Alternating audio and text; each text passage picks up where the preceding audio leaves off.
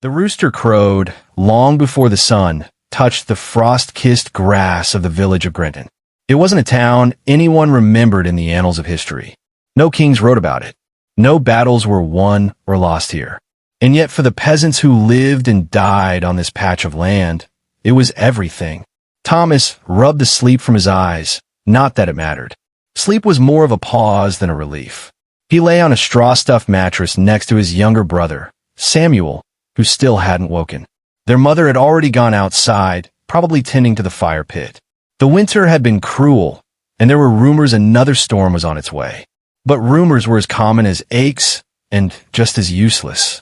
Today was collection day, the day Lord Edric's men came through the village to gather taxes and grain. Not gold, not silver, just food, firewood, and anything else the land could squeeze out. Thomas hated these days more than he hated the cold. It wasn't just the taking. It was the smug looks on the collectors' faces, the way they called the villagers "you lot," like they were nothing more than livestock. Still, he dressed quickly and stepped outside, his boots crunching on the frosty earth. Smoke curled from the chimneys of homes patched together with wood, mud, and prayers. The scent of burning peat filled the air. Horses whinnied in the distance. He could already hear the clanking of armor. The king's law was coming. In the distance, behind layers of morning mist, Castle Whitevale stood like a tooth poking from the earth. Cold, hard, and white against the blue-gray sky.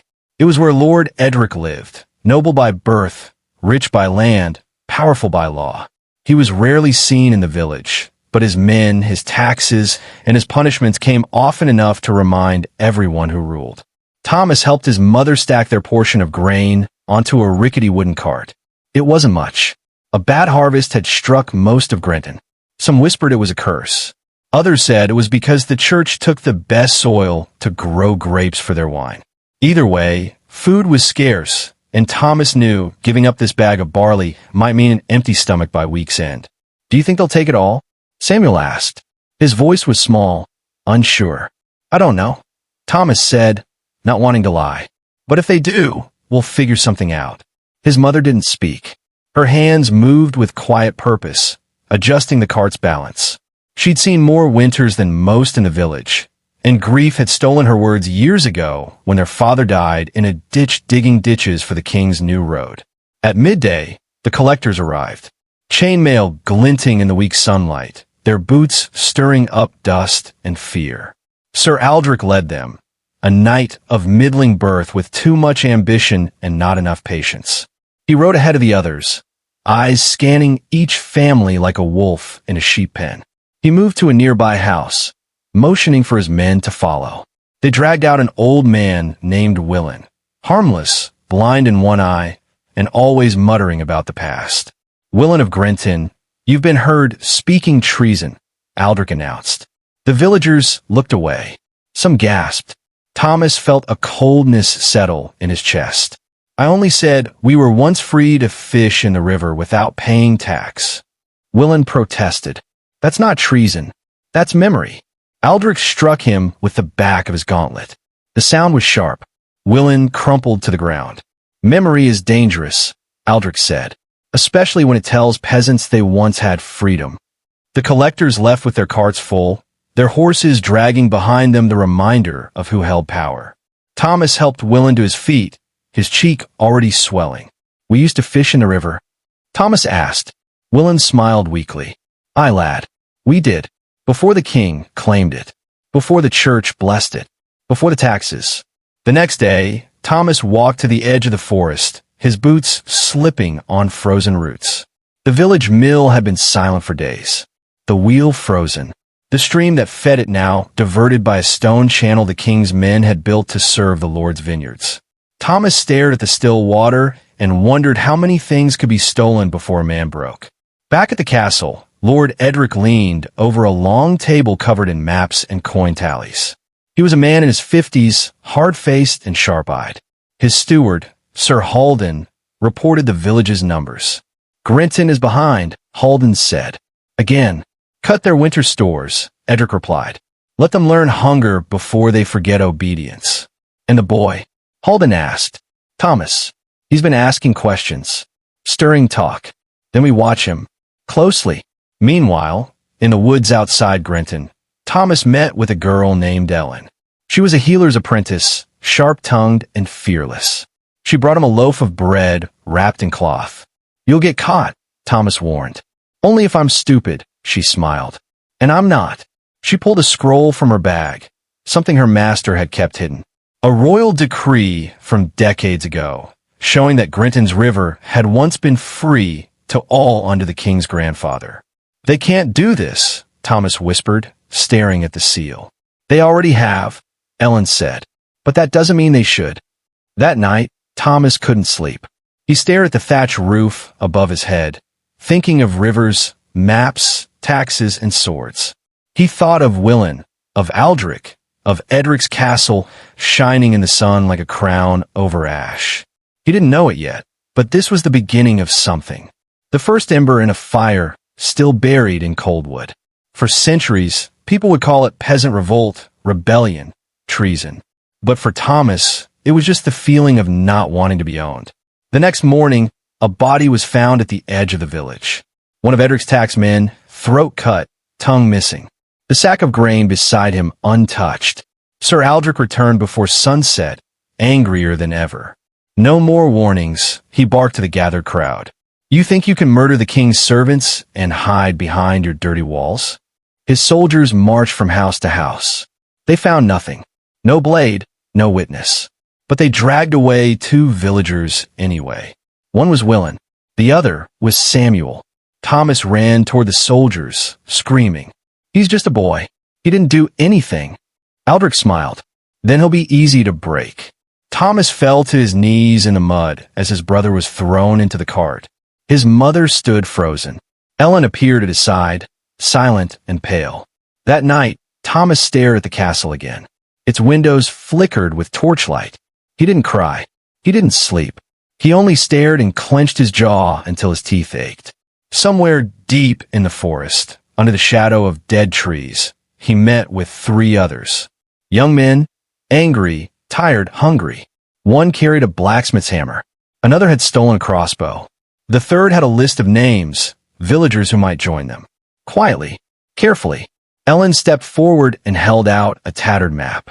"There's a way inside," she whispered, "but you won't like it." Thomas took the map, fingers trembling. "I don't need to like it," he said. "I just need to survive it." The wind howled through the trees like a warning. Somewhere in the dark, the church bell rang. Once, twice, and then silence. The kind of silence that comes before everything changes. "Thomas of Grinton," he called. Thomas stepped forward. "Aye, sir." Aldrich dismounted, his sword clinking as he moved. He walked slowly to the cart, picking up a handful of barley and letting it fall between his gloved fingers. It's all the land gave us, sir." Aldrich sniffed. "You know the rules. Short on grain, short on grace. The Lord doesn't care about your land's feelings. It's all we have left. The rest was eaten by rot and frost." Sir Aldrich stared for a moment, then reached into the cart and grabbed the full sack. "Then let this remind you that the land better try harder next time." Thomas clenched his fists, but his mother grabbed his arm before he spoke. There was nothing to say. Speaking meant beatings. Silence meant maybe they'd leave faster. But Aldrich wasn't done. "I heard someone in this village has been spreading lies," he said, turning to the gathered crowd. "Whispers about rebellion, about rights, about the king's greed." Silence. The silence that fell over Grinton after the bell rang wasn't like any they'd known before. It didn't feel like a quiet night or the hush of snow settling. It felt like something was missing, like a thread had snapped in the fabric that held their lives together. Inside their homes, families whispered with doors barred and candles low. Outside, shadows moved in the trees. Every creak of wood or snap of twig was a reason to hold breath. Thomas didn't go home. His feet carried him through the dark paths that twisted behind the fields, his breath curling in the air. In one hand, he clutched the folded map Ellen had given him. In the other, a small stone carved with the mark of his father, an old peasant symbol meant to bring protection. He didn't believe in it anymore. Not really. But the stone was smooth and warm from his pocket, and tonight that was enough. In a clearing near the old stone wall, where the village ended and the woods began, the others waited. Ellen was kneeling by a small fire, her eyes reflecting orange light. The others were new faces. A stable boy named Bren, whose family had just lost their mule to tax collectors. A quiet man with scars on his hands, known only as Mott. And a woman named Ilsa, who had once worked in the kitchens at White Vale Castle before being cast out for spilling wine on Lord Edric's sleeve. "They've taken more from me than I can remember," she said without looking up. "But I remember enough to know I'm done being silent." Thomas nodded. They sat in the cold, speaking in whispers, trading stories not just of grief, but of little rebellions. Small ways they had pushed back, loaves hidden from collectors, tools broken so they couldn't be used by the Lord's men, warnings passed through fields and wells. None of it had made a dent. Not yet. But now it felt different. Ellen pointed to the map again. It was hand-drawn, old, and worn around the folds. Her master had kept it hidden for years. It showed a forgotten tunnel beneath the castle, used centuries ago as a drainage path for the old kitchens, long before White Vale had grown into its current stone shell. According to the map, it still existed beneath the east wall, just past the vineyard slope. "If the drawings are true," she said, "we could slip inside. See how they move, where they keep the prisoners. Even if we get in," Bren whispered, "what then? They have swords, guards, dogs. We don't need to fight," Thomas said. "Not yet. We just need to see. Know the walls. Know the faces." Ilsa touched his arm. "That kind of knowing, it changes people." He met her eyes. "Then maybe it's time we changed." The days that followed passed in uneasy stillness. The village walked on the edge of something no one could name. Aldrich and his soldiers had tightened their grip. The well was now guarded. Fires were not allowed after sundown. No one could gather in groups of more than 3. Samuel had not been seen since the arrest. Willen was said to be in the castle's lower cells, though few believed he was still alive. Thomas tried to keep his head down. He worked in the barley fields by day and memorized every inch of Ellen's map by night. He spoke softly, moved quietly, but his mind was loud. It wouldn't rest. Each moment of silence was filled with questions about who had killed the taxman, why Samuel was taken, and what the king's men would do next. He didn't believe in fate, but he believed something was building, like the weight of a heavy sky before a storm. Then came word from a traveler, an old tanner passing through from a nearby village. He spoke of other towns that had also seen harsh collections, burnings, and sudden disappearances. One had even lost its priest, taken in the night by masked riders with no banners. The tanner said it wasn't just Grinton under pressure. It was the whole valley, and the cause wasn't just the winter or the poor harvest. "They're preparing for something," he muttered before leaving. "The lords, the king. They're bleeding the land dry for a reason." Thomas didn't sleep that night. He sat outside, the wind brushing through the bare trees, thinking of what a reason could be. Wars, tithes to the church, a rebellion in some other corner of the realm. None of it felt close enough. None of it explained the way the guards had smiled when they took Samuel. Later that week, Ellen brought news. "There's a caravan," she said breathlessly, "leaving White Vale tomorrow at dawn. Supply wagons headed south." "So?" Thomas asked. "Ilsa says prisoners will be among them." The thought hollowed his chest. If they moved Samuel now, they might never find him again. White Vale was cruel, but it was familiar. Once he was sent deeper into the king's lands, they'd lose him forever. "We have to go tonight," Thomas said. The tunnel lay at the edge of the vineyard slope, where the old stones broke into moss and roots. They moved after sundown, cloaked in wool and silence. Thomas led, with Ellen close behind. Ilsa brought tools, while Mott carried rope and a hook blade. They moved like ghosts, hearts loud in their chests. At the base of the east wall, beneath a crumbled arch of vines and frozen earth, they found the stone slab marked with an X, the one from the map. It took all 4 of them to shift it. Beneath was a narrow shaft, cold and damp, reeking of rot and old air. Ilsa went first, then Thomas, then Ellen. Mott stayed at the top, ready to replace the slab, if anyone came. Inside, the tunnel was barely wide enough for their shoulders. The floor was wet, their boots echoing in soft splashes. Roots curled from the ceiling like fingers. Rats scurried from corners. But after 20 minutes of crawling, the stone gave way to open air. A chamber. Round, empty, and lined with iron pipes long rusted. This had once been the heart of the kitchen's drainage. Thomas climbed a ladder that creaked beneath his weight. At the top was a rusted grate. He peered through it. Above, torchlight flickered across a stone hallway. 2 guards walked past in silence, their armor polished, their backs stiff.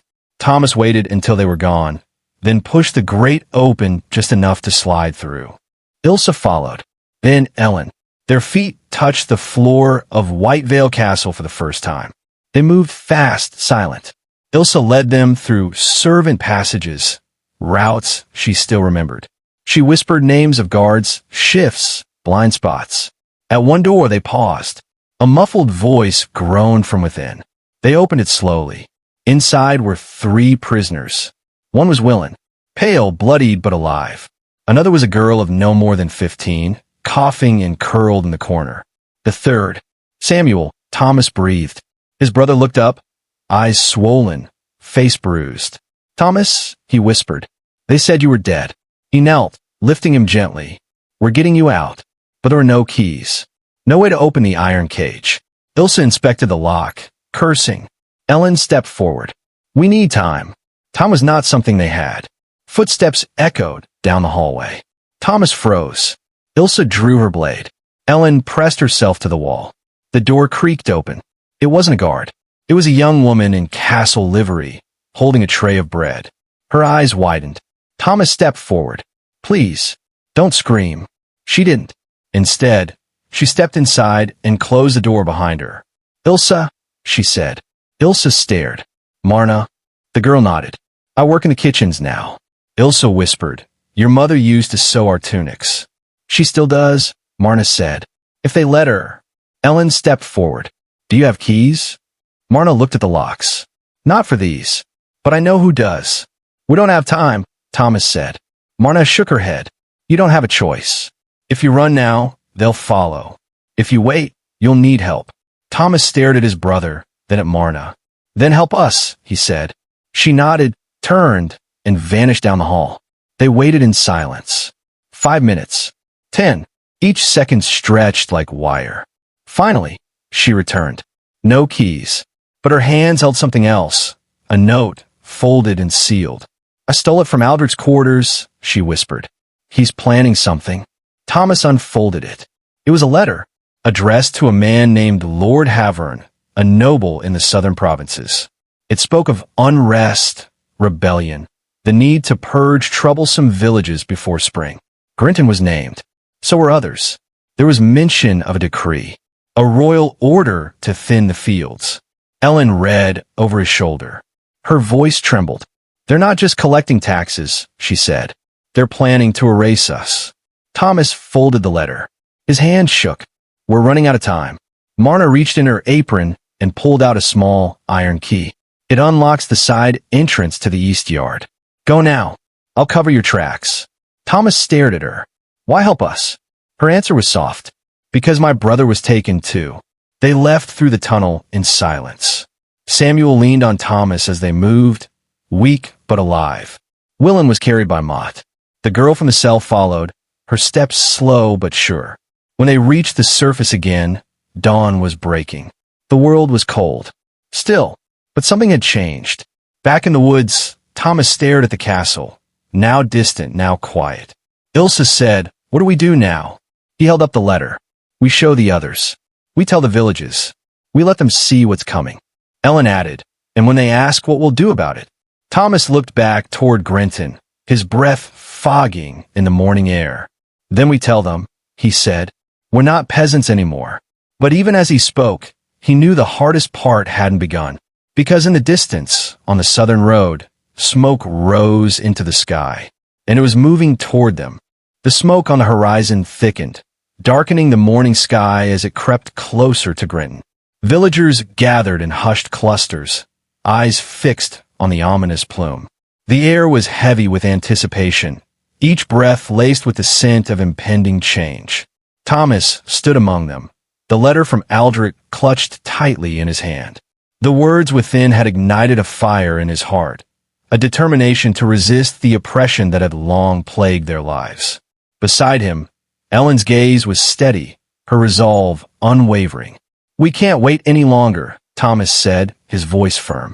"If we don't act now, they'll destroy everything we have." Ellen nodded, her eyes scanning the crowd. "We need to organize, to prepare. This isn't just about Grenton anymore. It's about all of us." Word spread quickly through the village and beyond. Messengers were dispatched to neighboring settlements, carrying the letter as proof of the nobility's intentions. The response was swift and resolute. Peasants from all corners of the region began to converge on Grenton, bringing with them stories of similar injustices and a shared desire for change. Among the newcomers was a man named Alaric, a former soldier turned farmer who had seen firsthand the cruelty of the feudal system. His presence brought a sense of legitimacy to the burgeoning rebellion, his experience invaluable in organizing the disparate groups into a cohesive force.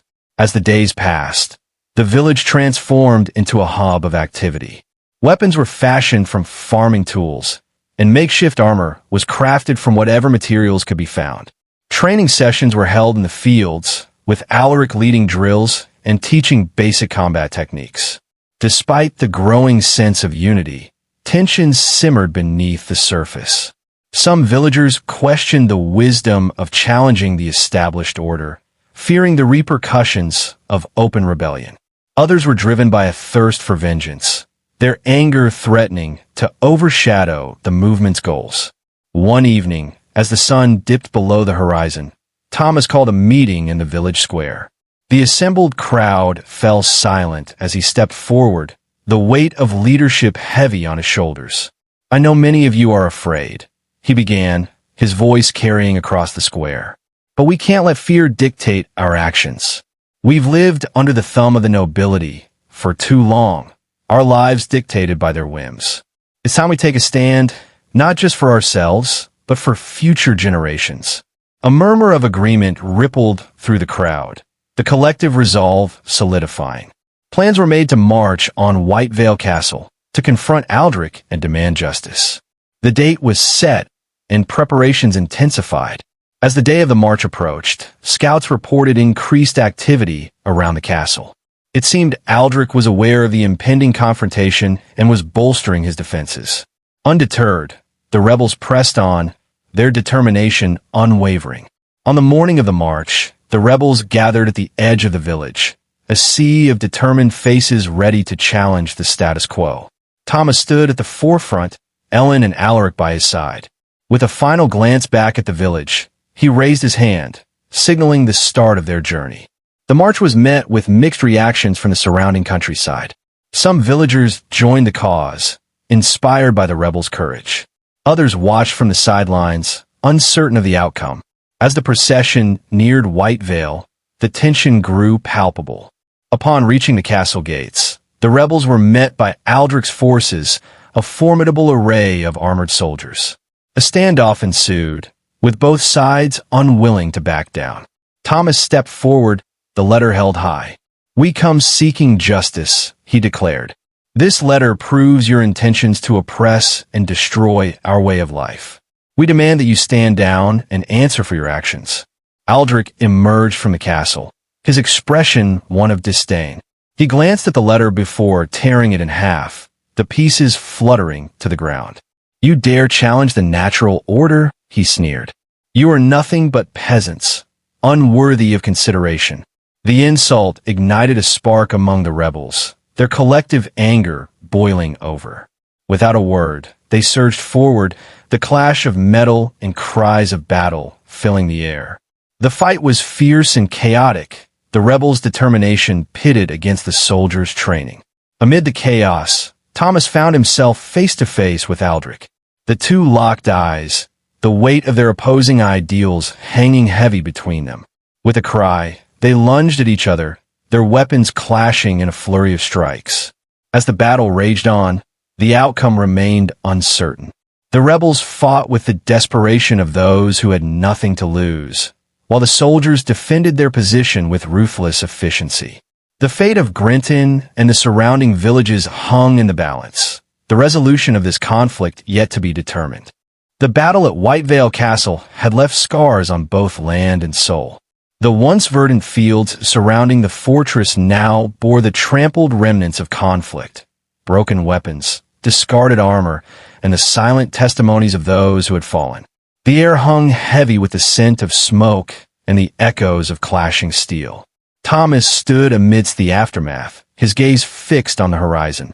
The confrontation with Aldrich had not yielded the justice they sought.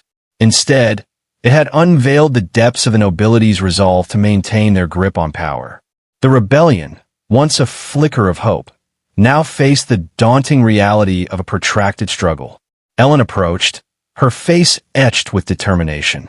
"We need to regroup," she said, her voice steady. "This isn't over. Aldrich may have repelled us today, but the spirit of resistance lives on."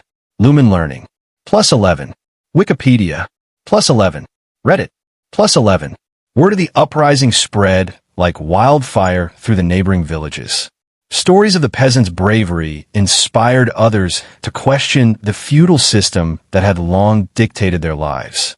In towns like Brackenridge and Hollowford, murmurs of dissent grew louder and clandestine meetings were held in barns and taverns. Wikipedia. +17. Wikipedia. +17. Wikipedia. +17. Among those drawn to the cause was a young blacksmith named Gareth. His hands, calloused from years of labor, now forged weapons not for lords, but for the people. He became a symbol of the commoner's strength, his workshop a hub for the burgeoning resistance. In the shadows, Aldrich plotted his next move. The rebellion had shaken the foundations of his authority, and he was determined to crush it. He dispatched envoys to neighboring nobles, seeking alliances to fortify his position. Whispers of mercenaries being hired and new levies being imposed reached the ears of the rebels. As tensions escalated, the rebels convened in a hidden glade deep within the forest. Leaders from various villages gathered to strategize. Thomas, Ellen, Gareth, and others debated their next course of action. Some advocated for direct assaults on noble estates, while others urged caution, fearing the wrath that might follow. Amidst the deliberations, a messenger arrived with news that would alter the course of their struggle. A sympathetic noble, Lord Cedric of Raven's Hollow, had expressed interest in supporting their cause. Disillusioned by the excesses of his peers, Cedric offered resources and safe haven for the rebels. The alliance with Cedric brought a glimmer of hope. His estate became a sanctuary where rebels trained, strategized, and found respite. Under his guidance, the movement gained structure, and plans for a coordinated uprising began to take shape. However, not all welcomed Cedric's involvement. Some rebels distrusted the noble, questioning his motives. Whispers of betrayal circulated, sowing seeds of doubt. Ellen, ever vigilant, kept a watchful eye, determined to protect the integrity of their cause. College of Liberal Arts and Sciences. As preparations intensified, Aldrich's forces grew bolder. Raids on rebel sympathizers increased, and villages suspected of harboring dissent faced brutal reprisals. The nobility's message was clear. Defiance would be met with merciless force. The rebels, undeterred, pressed on. They established communication networks between villages, using coded messages and trusted couriers. Garrett's blacksmithing skills proved invaluable, as he crafted weapons and armor tailored for guerrilla warfare. In the midst of these efforts, a young woman named Leora emerged as a charismatic leader. A former servant in Aldrich's household, she possessed intimate knowledge of the castle's inner workings. Her insights provided the rebels with a strategic advantage, and her impassioned speeches galvanized support. As the rebellion gained momentum, internal divisions threatened to undermine their unity. Debates over tactics, leadership, and the role of nobles like Cedric created friction. Thomas found himself mediating disputes, striving to maintain cohesion amidst growing tensions. Meanwhile, Aldrich's spies infiltrated the rebel ranks, feeding him information that allowed for targeted strikes. Trust became a scarce commodity, and paranoia seeped into the movement. Ellen uncovered a plot to assassinate Cedric, orchestrated by a faction within the rebels who viewed his involvement as a threat. The assassination attempt was thwarted, but the incident exposed the fragile nature of their alliance. Cedric, though shaken, reaffirmed his commitment to the cause. He proposed a bold plan, a coordinated assault on White Vale Castle, timed to coincide with a festival that would leave the garrison vulnerable. The plan was risky, but the rebels recognized the opportunity. They mobilized their forces, coordinating with sympathizers within the castle who would aid in the assault. Leora's knowledge of the castle's layout proved crucial in devising the strategy. As the day of the assault approached, anticipation and anxiety gripped the rebels. They knew the outcome would determine the future of their movement. Success could inspire a widespread uprising. Failure could spell their end. On the eve of the attack, Thomas gathered the rebels for a final address. "Tomorrow, we strike not just for ourselves, but for all who suffer under the yoke of oppression," he declared. "Let our actions echo through history as a testament to the power of unity and the pursuit of justice." As dawn broke, the rebels moved into position, their hearts pounding with anticipation. The stage was set for a confrontation that would test their resolve and define their legacy. The fate of the rebellion hung in the balance, the outcome uncertain. The morning sun cast a golden hue over the encampment, but the warmth did little to ease the tension that gripped the rebels. Thomas stood at the edge of the clearing, his eyes scanning the horizon. The plan to assault White Vale Castle during the festival was set in motion, yet unease lingered in the air. Ellen approached, her brow furrowed. "Scouts report increased activity near the castle," she said. "Aldrich's forces are on high alert. It's as if they anticipate our move." Thomas nodded, the weight of leadership pressing heavily upon him. "We must proceed with caution. Our window of opportunity is narrow." As preparations continued, whispers of dissent began to surface. Some questioned the alliance with Lord Cedric, fearing betrayal. Others doubted the feasibility of the assault, citing the castle's formidable defenses. Thomas convened a council to address these concerns. "I understand your fears," he began, his voice steady. "But unity is our strength. We must trust in our cause and in each other." Gareth, the blacksmith, stood. "We've come too far to turn back now. Our fight is just, and our resolve unshaken." The council dispersed with renewed determination, yet the sense of foreboding persisted. That night, a messenger arrived bearing dire news.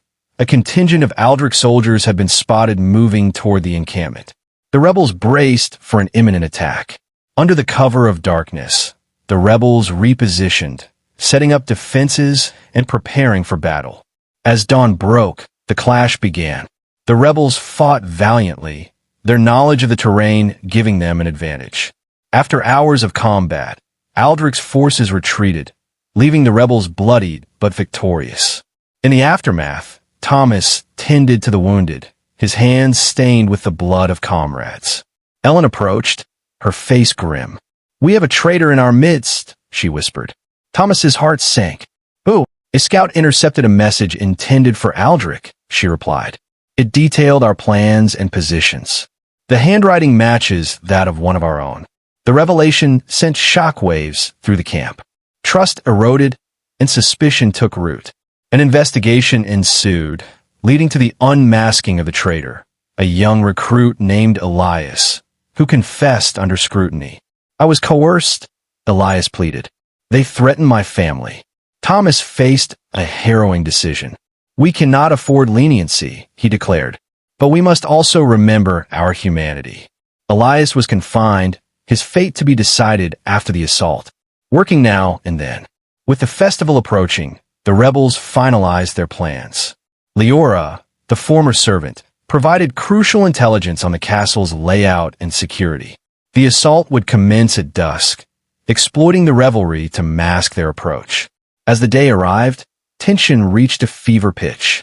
Disguised as festival-goers, the rebels infiltrated the castle grounds. At the signal, chaos erupted. The rebels fought fiercely, catching the guards off guard. However, Aldrich had anticipated the attack. Reinforcements poured in, turning the tide. Amidst the turmoil, Thomas confronted Aldrich in the Great Hall. Their swords clashed, the air thick with tension. "You could have been a leader," Aldrich sneered. "Instead, you chose rebellion." "I chose justice," Thomas retorted, parrying a blow. Their duel raged on, neither gaining the upper hand. Outside, the rebels fought valiantly, but the tide turned against them.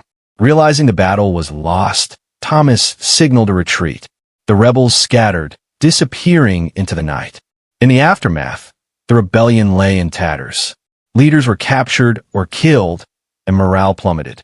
Yet, in the shadows, whispers of resistance persisted. The fight for freedom was far from over. The cold wind scraped across the moors, as if the land itself mourned the failed uprising. Thomas stood in the shadows of the burned-out mill, what remained of their safe house. His hands trembled not from the cold, but from the weight of what had happened. The rebellion had failed. The people he swore to protect, friends, farmers, mothers, children, were either scattered, captured, or dead. And yet he was still breathing. That felt like a betrayal in itself. He hadn't seen Ellen since the retreat. Some whispered she'd been taken. Others swore they saw her flee toward the marshlands. The truth hung in silence, like so many unanswered questions. Thomas reached into the inner lining of his worn cloak and pulled out a letter, creased, smudged with blood and dirt. It was Leora's handwriting. Short rushed. "He knows everything." The tunnel beneath the chapel was exposed. Someone close to you told him, "Be careful. There's more to this than you realize." He stared at the last line. "There's more to this than you realize." It haunted him now more than Aldrich's armies, more than the guilt. A snapping twig drew his attention. In the dim, early light, a cloaked figure approached. For a split second, he nearly drew his blade, until the figure spoke. "You're hard to find, Thomas." It was Cedric. Thomas narrowed his eyes. "You survived the raid, then?" Cedric gave a small, bitter smile. "Barely. Aldrich's men caught my decoy. I knew he'd be watching me." Thomas stepped forward. "Did you know he'd know about the tunnel?" "I knew someone close to you was leaking information. I didn't know who." Cedric looked older now, wearier. "But I feared this would happen." Thomas's jaw clenched. "People died. Children." "I know." "Then say it. Say it was a mistake." "No," Cedric said quietly. "It was necessary." Silence fell between them, broken only by the wind. "You used us," Thomas finally said. "You knew we wouldn't succeed, didn't you?" "I knew the first rebellion rarely wins," Cedric said. "But the second has a chance. Once the people see what Aldrich is willing to do to hold power, even those loyal to him will question their place. So we're just a strategy to you?" "No," Cedric said, almost softly. "You were a spark." Thomas shook his head. "You sound just like him." Cedric didn't argue. He just handed Thomas a worn piece of parchment. "There's going to be a public trial. Aldrich wants to make an example of those he caught. Ellen is among them." Thomas's stomach dropped. "He plans to execute her. In 2 days. In Whitevale Square." Everything fell silent again. The trees, the wind, even Thomas's breath. Ellen, his oldest friend, the one who'd carried this cause with him through blood and mud and hunger, was going to die. And he was out here, hiding in a ruin, with nothing left but broken dreams and a sword he couldn't raise. Cedric continued, "I can't stop the trial, but I can help you get close enough to interrupt it. To save her." Cedric's expression shifted. "To save what's left of the rebellion." Thomas stepped back. "You don't care if she lives or dies, do you? Just as long as it fuels your cause." Cedric looked down, the moment stretching. "No, I don't want her to die." But she knew what this was. Thomas clenched his fists. He thought about walking away, letting Cedric burn in his own politics. But then he pictured Ellen, chained in a cold cell, surrounded by mocking nobles and guards. Her strength was in her fire. They would try to break that. He couldn't let them. He looked up. "Tell me the plan." The trial was set in Whitevale's central square, an open space surrounded by the tall shadows of stone towers and ancient walls. Wooden platforms had been raised for the nobles, for the magistrates, and for Aldrich himself. The crowd was expected to be massive. All were summoned by decree. The spectacle was meant to crush the spirit of resistance in the region. Thomas traveled under a false name, dressed in a merchant's clothes. With him were two others, Leif, a former soldier turned rebel, and a quiet woman named Mara who knew how to blend in like smoke and mist. The town buzzed with anticipation. Soldiers patrolled the streets, twice as many as usual. Citizens gossiped near carts, some whispering that rebels would strike again, others cheering for swift justice. On the morning of the trial, Thomas slipped into a crowd near the back of the square. The platform loomed ahead, draped in banners of Aldrich's crest, 3 red lions on a field of black. A trumpet blared. Guards brought forth the prisoners. Thomas's breath caught as he saw Ellen. Her face was bruised, her arm bound in a splint, but she stood tall, chin raised, defiant. The magistrate spoke first, his voice booming over the crowd. Charges were listed: treason, sedition, conspiracy, incitement. One by one, the prisoners were condemned. When Ellen's name was called, Aldrich himself rose. The crowd hushed. He stepped forward, regal in his armor, every piece polished to gleam in the sun. This woman dared challenge the order of our realm. She deceived the people, conspired with traitors, and led many to ruin. But I offer mercy. Confess your crimes and tell us where Thomas, the rebel leader, hides, and I will spare your life. Thomas waited. Every second felt stretched thin. Then Ellen raised her head. I would rather die in chains than live under your rule. The crowd murmured. A soldier moved to restrain her, but Aldrich held up a hand. So be it. Thomas looked to Mara, then to Leif. It was time. They moved fast. Leif tossed a small flask of oil beneath the wooden platform supports. A single spark later, the timbers caught flame. Screams broke out as smoke curled upward. Thomas sprinted through the chaos, pushing past fleeing townsfolk and bewildered guards. Arrows flew. A bell tolled. He reached the platform as it began to crack. 2 guards lunged, but Mara intercepted them, moving like a shadow. Thomas leapt up the stairs, finding Ellen still chained, coughing from the smoke. Thomas, she began. No time. He smashed the chains with a blade, half carrying her down. The crowd scattered as the fire climbed higher. Aldrich, now shouting orders, turned, but it was too late. Thomas and Ellen disappeared into the alleyways. They didn't stop running until they reached the stables where Cedric's men waited. Ellen collapsed against a wall, gasping for breath. You came for me, she said. Of course I did. But as they regrouped, another message arrived, carried by a silent rider. It was short. The king is coming. The real one. He's angry. Thomas stared at the parchment. What king? Cedric frowned. Aldrich isn't the king. What? He's the king's brother. A bastard. The true king was away at war. Word has reached him about the rebellion and Aldrich's methods. Thomas looked at Ellen, then back at Cedric. So what now? Cedric folded his arms. Now things get complicated. They didn't sleep that night. The small farmhouse where Thomas, Ellen, and Cedric had taken shelter was deep in the highlands, cold, isolated, and surrounded by thick pine woods. But the fire in the hearth barely warmed them. The fear and exhaustion clung to every word, every breath. Ellen sat at the edge of the wooden cot, her hands trembling despite the blanket around her shoulders. Thomas poured water into a tin cup and handed it to her, his eyes lingering on the bruises around her wrists. She took it in silence. Outside, Cedric stood with Leif, speaking in low voices by the stables. Their silhouettes flickered against the moonlight. You shouldn't have come for me, Ellen said suddenly. Thomas frowned. I couldn't let them kill you. They would have killed you too. I would have preferred that, he said, than living with myself knowing I let you burn. Her eyes met his, full of tired fire. Then we both would have died, and nothing would have changed. He didn't argue. The silence between them was heavy but shared. Then she asked, quietly, Is it true? What Cedric said? About the real king? Thomas nodded. He returned from the Eastern Campaign 2 weeks ago, when word reached him that Aldrich had declared himself Lord Regent and crushed a peasant rebellion. He sent a messenger straight to White Vale. Does he know what Aldrich's done? I don't know, Thomas admitted, but I don't think he'll approve. Ellen rubbed her hands together. And what about us? What happens to people like us, now that kings and princes are fighting over thrones again? Thomas looked down. We're still the dirt beneath their boots. A sudden noise cut through the room, a knock on the door. 3 short taps, then silence.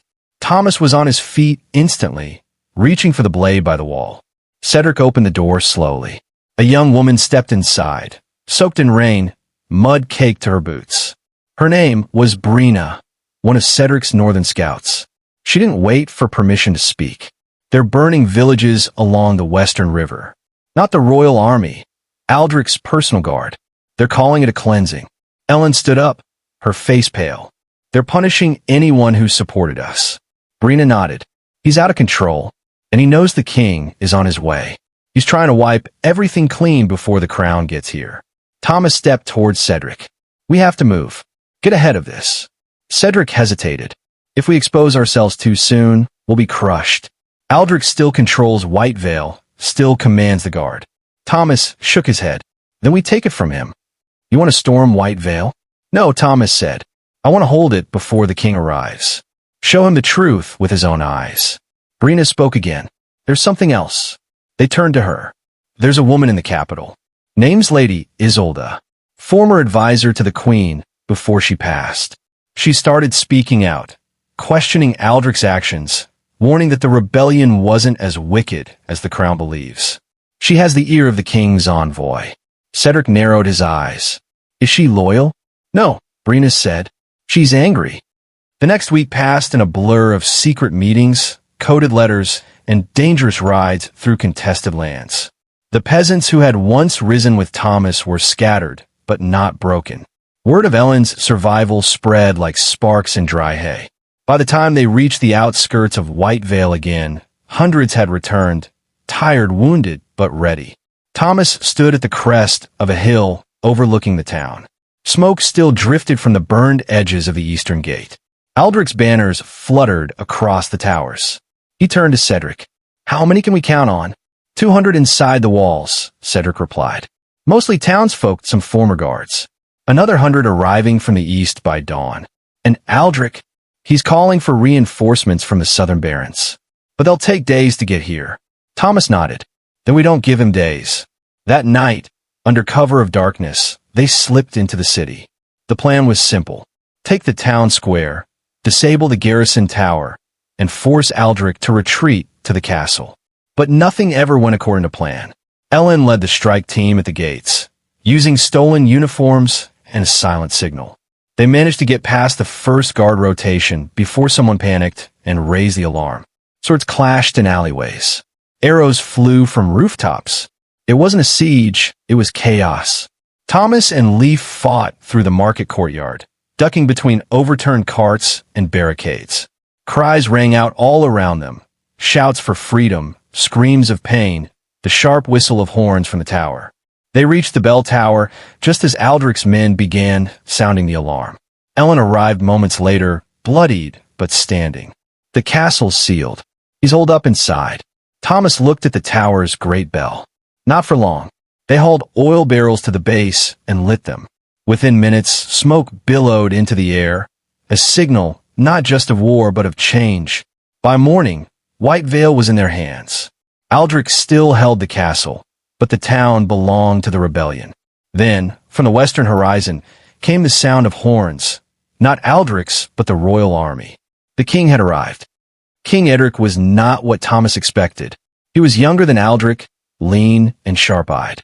He rode with a disciplined host of cavalry and archers, their banners flying high. At his side was Lady Isolde, draped in a simple gray cloak, her face unreadable. They entered White Vale at mid-morning. No cheers greeted them, only silence. Thomas stood in the square, flanked by Ellen and Cedric. When the king dismounted, his gaze swept the ruins of the garrison, the burned tower, the blood-stained stones. He did not look pleased. Lady Isolde spoke first. We've read your letter and heard rumors. You claim Aldrich betrayed his people. Thomas nodded.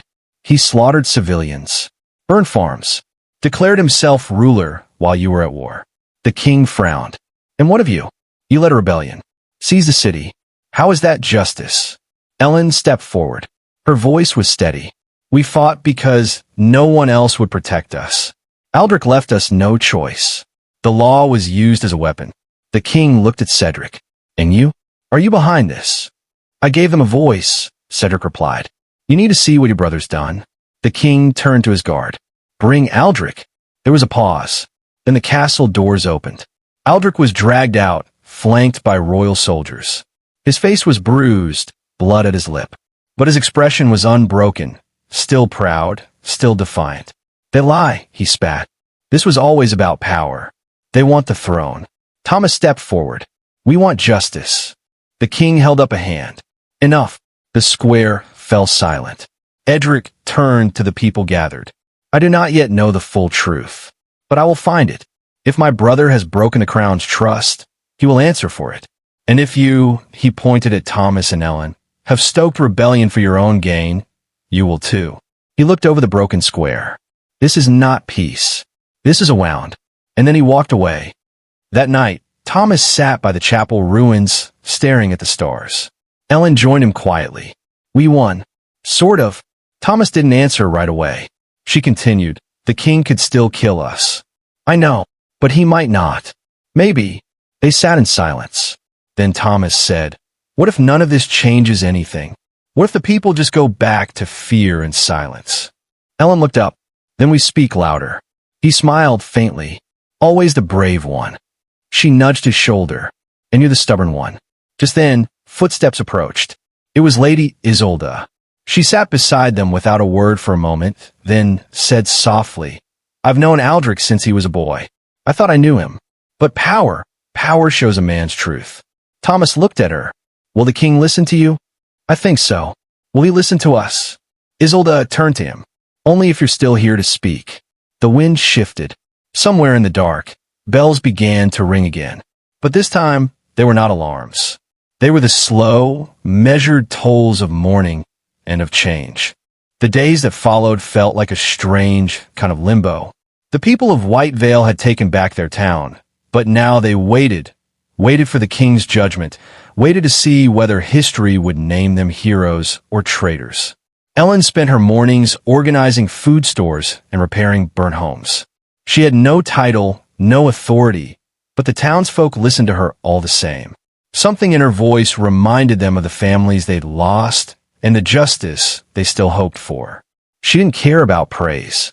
She cared about keeping people warm. Thomas walked the outer walls each day, not as a soldier, but as a man haunted by the memory of fire.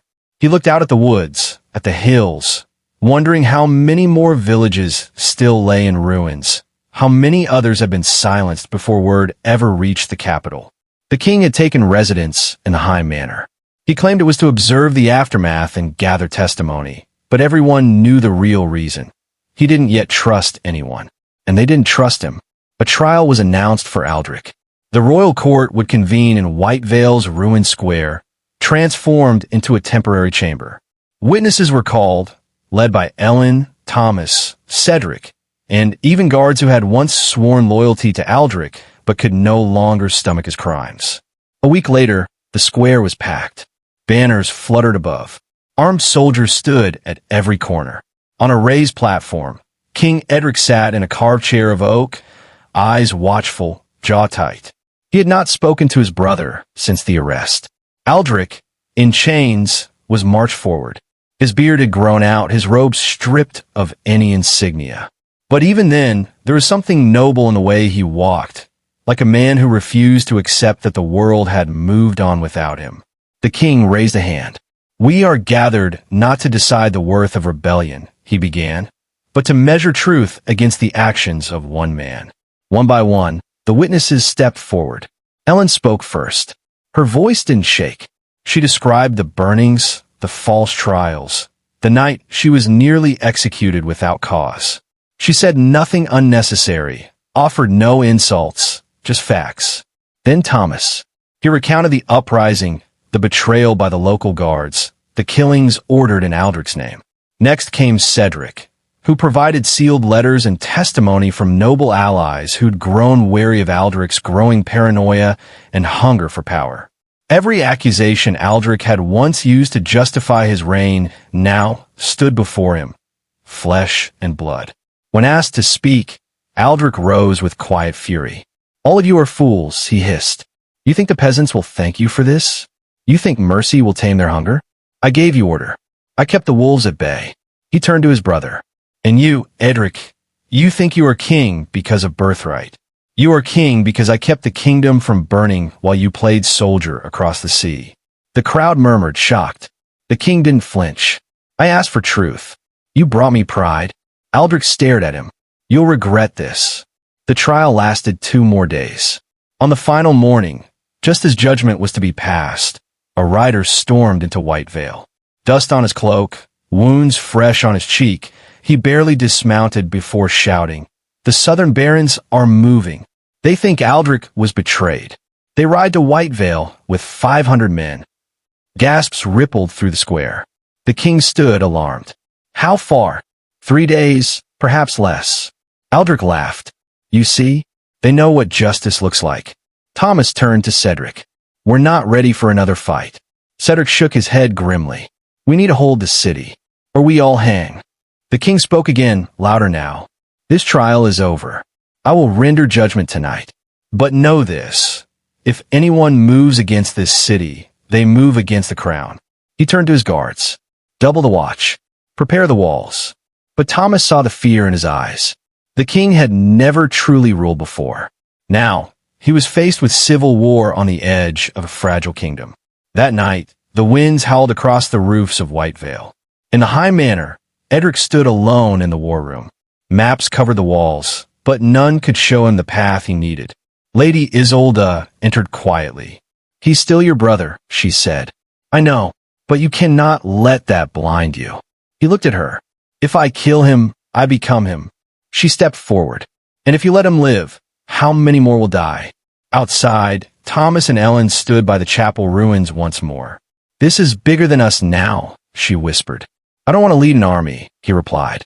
"You already do. I'm a farmer, a stonemason. I never asked for this. And yet, you keep showing up." He looked at her, eyes tired. "Because you did." She smiled faintly. "Because we all had to." At dawn, the king summoned the people to the square.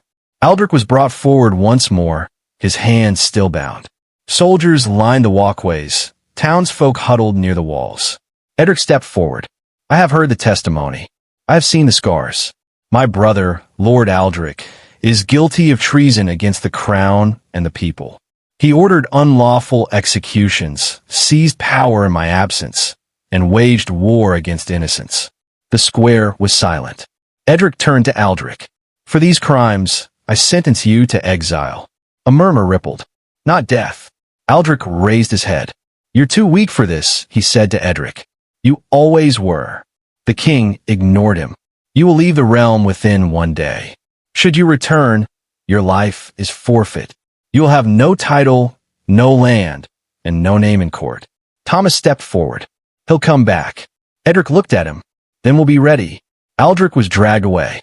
As the people dispersed, Thomas turned to Ellen. "That's not justice." "No," she agreed. "But maybe it's a beginning." 3 nights later, as rain fell heavy on White Vale's stone streets, Ellen couldn't sleep. She wandered through the lower quarters, checking on families, making sure supplies were dry and stoves were working. The town was healing slowly, but fear still lived in every corner. When she returned to the chapel ruins, she found Thomas waiting, a strange look on his face. "What is it?" she asked. He didn't answer right away. Then he handed her a scroll. It bore the royal seal. She opened it and read, "To Thomas of White Vale, defender of the people, by decree of King Edric, you are hereby summoned to court as royal steward of the Northern Reach." Her eyes widened. "What is this?" Thomas shrugged. "He wants me to join his council and rule. Advise," he said. "Speak for those without voices." She laughed once. "That doesn't sound like you." I said no. Her smile faded. "Why?" "Because I belong here." She looked around. "In the ashes? With you." A soft silence fell between them. And then she said, "Maybe we're not done yet." He looked up. "What do you mean?" She pulled a second scroll from her cloak. "This came today. From Lady Isolde. She want me to teach at the new court school. You? I told her I'm not a scholar. And she said the truth needs a teacher. Thomas laughed. Then maybe you should go. Not without you. He stepped closer. So what now? She took his hand. We rebuild. We speak. And if we must fight again, we fight together. And just as he leaned in to kiss her, a shadow moved across the chapel wall. A figure in a cloak, tall and silent, stepped forward. Neither of them moved. The figure pulled back his hood. It was Aldrich. Not dead. Not exiled. Smiling. I told you, he said. Mercy was a mistake. Before either could shout, he disappeared into the dark. Ellen drew her blade. Thomas stared after him. The war wasn't over. Not yet. The memory of those final days in the valley lingered in the hearts of the villagers long after the dust had settled and the banners of rebellion were folded away. Even as the wounds began to heal and life resumed a familiar rhythm, the legacy of what had transpired wove itself into the everyday, like threads of gold in homespun linen. The story of the peasant and the king, of a boy who rose to confront power not with hatred, but with courage and belief, became something told around fires, something whispered in prayers, something etched into the hearts of those who had lived through it. As seasons changed, so too did the land. Harvests grew fuller, not just in yield, but in spirit. The old hierarchy, though not entirely vanished, softened under the watchful eyes of new leaders who understood what had nearly been lost. The former lords, those who remained, learned to walk with humility, to listen rather than command. And the people, those who had once been only shadows in the king's eyes, stood straighter. They began to recognize their worth, not only in toil, but in voice. Elias, who had once been just a boy beneath an ash tree, found himself pulled into roles he had never dreamed. He spoke before gatherings in the town square, not as a ruler, but as a reminder. He did not seek a crown or title, but people came to him for wisdom, for fairness. In time, he helped shape the village council, a group of men and women elected by the villagers themselves. It was a modest beginning, but it mattered. For once, decisions about land, grain, and justice were made with all voices heard. Though many asked him to lead, Elias always smiled and shook his head. I'm not here to rule, he'd say, just to make sure no one forgets. And they never did. Aurelia, once a royal nursemaid, now unbound from court, remained in the village, tending to the young and the sick with hands hardened by loss but healed by purpose. She kept journals, records of herbs and cures, of names and stories, and of days when hope had nearly flickered out. Her door was always open, and though she seldom spoke of the court or her escape, her eyes held the depth of a woman who had crossed fire to stand in the sun again. Gareth, the smith whose voice had rumbled like thunder during the rebellion, chose to teach the next generation. Children from the fields came to his forge, not to learn war, but to understand fire, metal, and the patience required to shape strength. His forge became a place of stories as much as tools. And every year, on the eve of the rebellion's anniversary, he lit a single iron torch at the center of the square, a quiet flame to remember. Even the noble family of House Valesmere, once seen as symbols of privilege, found themselves transformed. Lady Seraphine, the young daughter of the late Duke, chose to remain among the people. She helped rebuild the granary with her own hands, not for favor, but for faith. And while some remained skeptical, in time, she too earned a place in their hearts, not as nobility, but as neighbor. The greatest change, however, was not in faces or titles, but in how the villagers saw themselves. Children were taught to read, not just to obey. Fields were shared more fairly, with those in need receiving before those in power. And when arguments arose, they were settled in gatherings where all could speak, rather than in shadows behind closed doors. Time passed as it always does. Crops rose and fell. Winters came, fierce and biting, and summers baked the earth until it cracked. But the people endured, not because they were spared hardship, but because they now faced it together. Years later, when Elias grew old and walked slower than before, he often sat beneath the same ash tree where his story had started. Children came to sit with him, wide-eyed and curious. Is it true? They would ask. Did you really speak to the king? He would chuckle, eyes wrinkled with age and memory. "I didn't speak to a king," he'd say. "I spoke to a man who'd forgotten he was one." They never quite understood, not fully, but they listened, and they remembered. And somewhere far from the valley, in a distant city where stone towers scraped the sky, old men in courts spoke of that village not with disdain, but with a quiet respect. They had seen what happened when people were pushed too far. Some feared it. Others learned from it. Policies were debated, taxes adjusted. A ripple, perhaps small, had traveled from a single valley to the heart of a kingdom. The legend of peasant versus king lived on, not in epic ballads or carved monuments, but in how neighbors treated each other, how elders listened to the young, and how justice grew, slow but steady, from the ground up. In the end, it was never truly about the king, nor the rebellion. It was about dignity, about a people waking from silence and choosing, again and again, to stand upright. And as the ash tree shed its leaves each autumn and bloomed again each spring, the valley remembered. Not just the pain or the loss, but the moment it realized it had a voice. And it never forgot how to use it. In the years that followed, as the valley blossomed and new generations came to inherit the legacy, a curious item began to circulate among villagers, a small, worn hat box. At first, few took notice. It was found in the old chapel attic, tucked behind broken candelabras and splintered pews. Dust clung to its sides like a second skin, but inside it lay something extraordinary. Letters. Dozens of them, written in different hands, on varied parchment, bound together only by string and time. They were letters of truth. Some were from peasants, others from minor nobles, and a few penned by former guards who had defected when the rebellion flared. They recounted what had really happened in the lead-up to the revolt, the betrayals, the quiet alliances, the whispered warnings. One letter, written in Aurelia's hand, revealed the moment she'd smuggled Elias's mother out of the castle. Another described Gareth's hesitation the night before the first village bell rang in alarm, torn between protecting his family or joining the cause. Each letter was a thread, woven into a tapestry far richer and more intricate than the oral retellings ever hinted. The hat box became a relic of quiet revolution, not because it glorified war or rebellion, but because it told the truth, raw, human, vulnerable truth.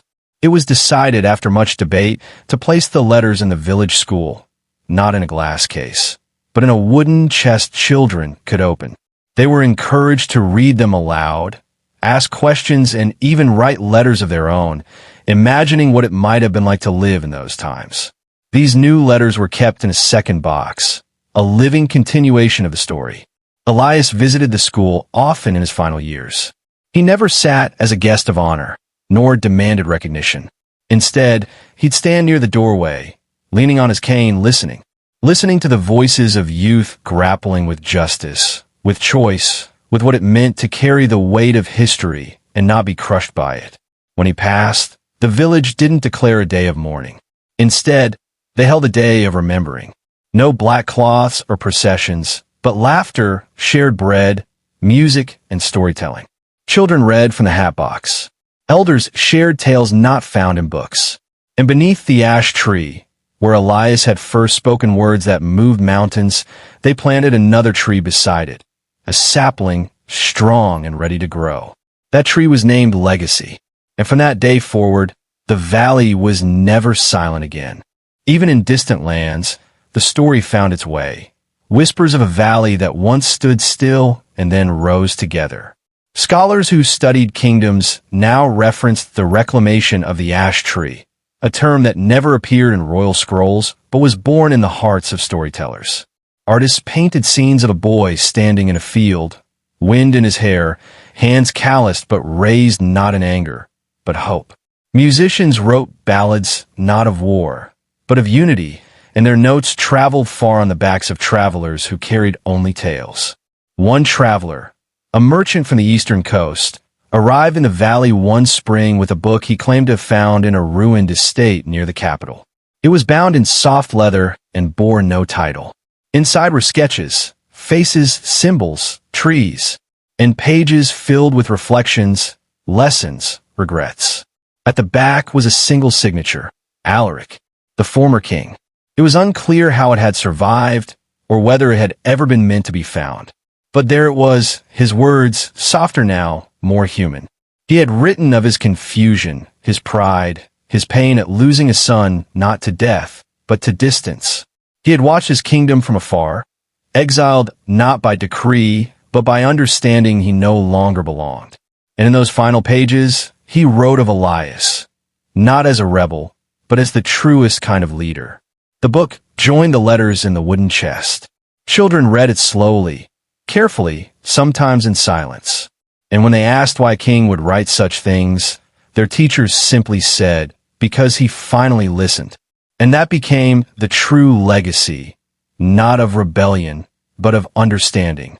That even the highest crowns are meaningless without compassion. That history is not only what kings write in stone, but what people carry in spirit. The hat box, once forgotten in dust, had become the heart of a new chapter. And every time it was opened, it reminded the world that change begins not in shouts or swords, but in stories, told truthfully, held gently, and passed on with care. Years turned to decades, and the valley continued to grow, not just in numbers but in soul. What had once been a rebellion became something quieter, deeper, a culture of remembrance. A way of life built not around resisting tyranny, but around preventing its return. The village's market square, once a place of fear and scarcity, had become a mosaic of trade and music, of laughter spilling from bakeries and children chasing dogs between stalls. The ash trees flourished, their roots growing deep, their branches reaching higher each season. The one named Legacy had become a meeting place for the young. They came there not to play, but to question, to ask how things had come to be, and how to make sure what was earned wasn't lost. One day, a young girl named Mira, just 11, stood beneath Legacy's wide canopy and read aloud a letter she had written for school. Her voice trembled at first, but the silence that followed gave her courage. My name is Mira. I don't know what war feels like. I don't know what it means to lose your voice, but I know what it means to speak and be heard. And I want to promise something. I will remember. I will ask questions. I will speak when I see wrong. I will love this valley not because it's perfect, but because people here try. That's what I think being brave means. When she finished, no applause followed. Only a quiet nod from the teacher and tears in the eyes of an older farmer nearby who had known Elias as a young man. These moments happened more and more. Not because people were forced to remember, but because they chose to. The memory of rebellion did not fade into myth. It matured into a living value system. And still, the world beyond moved on. Empires rose and crumbled. New rulers took thrones. Armies marched for reasons few understood. But through it all, the valley endured. It sent out letters to other villages, inviting them to share stories, to exchange seeds and songs and teachers. Some invitations were ignored. Others sparked friendships that lasted generations. Eventually, scholars from great cities began to visit the valley. At first, they came with pens and scrolls, curious about the so-called ash tree doctrine. They wanted to understand how such a small place had stayed so strong for so long. They recorded village meetings, copied down the letters, and even sat through lessons in the schoolhouse where every child had to read at least one letter from the hat box before they graduated. But over time, those scholars stopped asking how the valley survived. They started asking how they could bring its spirit home with them. One such scholar, a woman named Professor Halwyn, came from the western provinces. She had studied law, philosophy, and the politics of ancient kingdoms. But nothing, she confessed during a fireside discussion with villagers, had prepared her for the quiet wisdom of the valley. It is not your rebellion that astounds me, she told them. It is your restraint, that after all that was taken from you, you did not choose vengeance. You chose a better way. Her words echoed for months afterward, not out of vanity, but because they were true. For even when wrongs were committed in the years after the rebellion, disputes over land, jealousy among neighbors, theft, even betrayal, the valley chose reconciliation over retribution. Elders guided youth with patient firmness. Justice was administered not by punishment alone, but through restoration. The question was never, who can we blame, but what can we learn? In time, even royal historians took note. One aging scribe from the capital, weary from decades of transcribing tales of conquest, requested to retire to the valley. "I want to write something that matters," he said, "before my ink runs dry." They welcomed him without hesitation. He stayed for 10 years, and in that time he created a single book, not a history of the valley, but a reflection on it.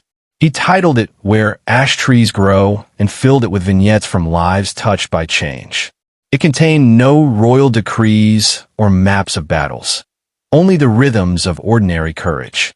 That book was never published in great numbers, but it was copied by hand by villagers and shared in markets and inns and found its way into cities like a seed on the wind. It did not change governments, but it changed hearts, and it was enough. Generations later, Elias's great-grandson, named Alan in memory of the fallen, became a teacher. He never spoke of lineage. He never claimed importance.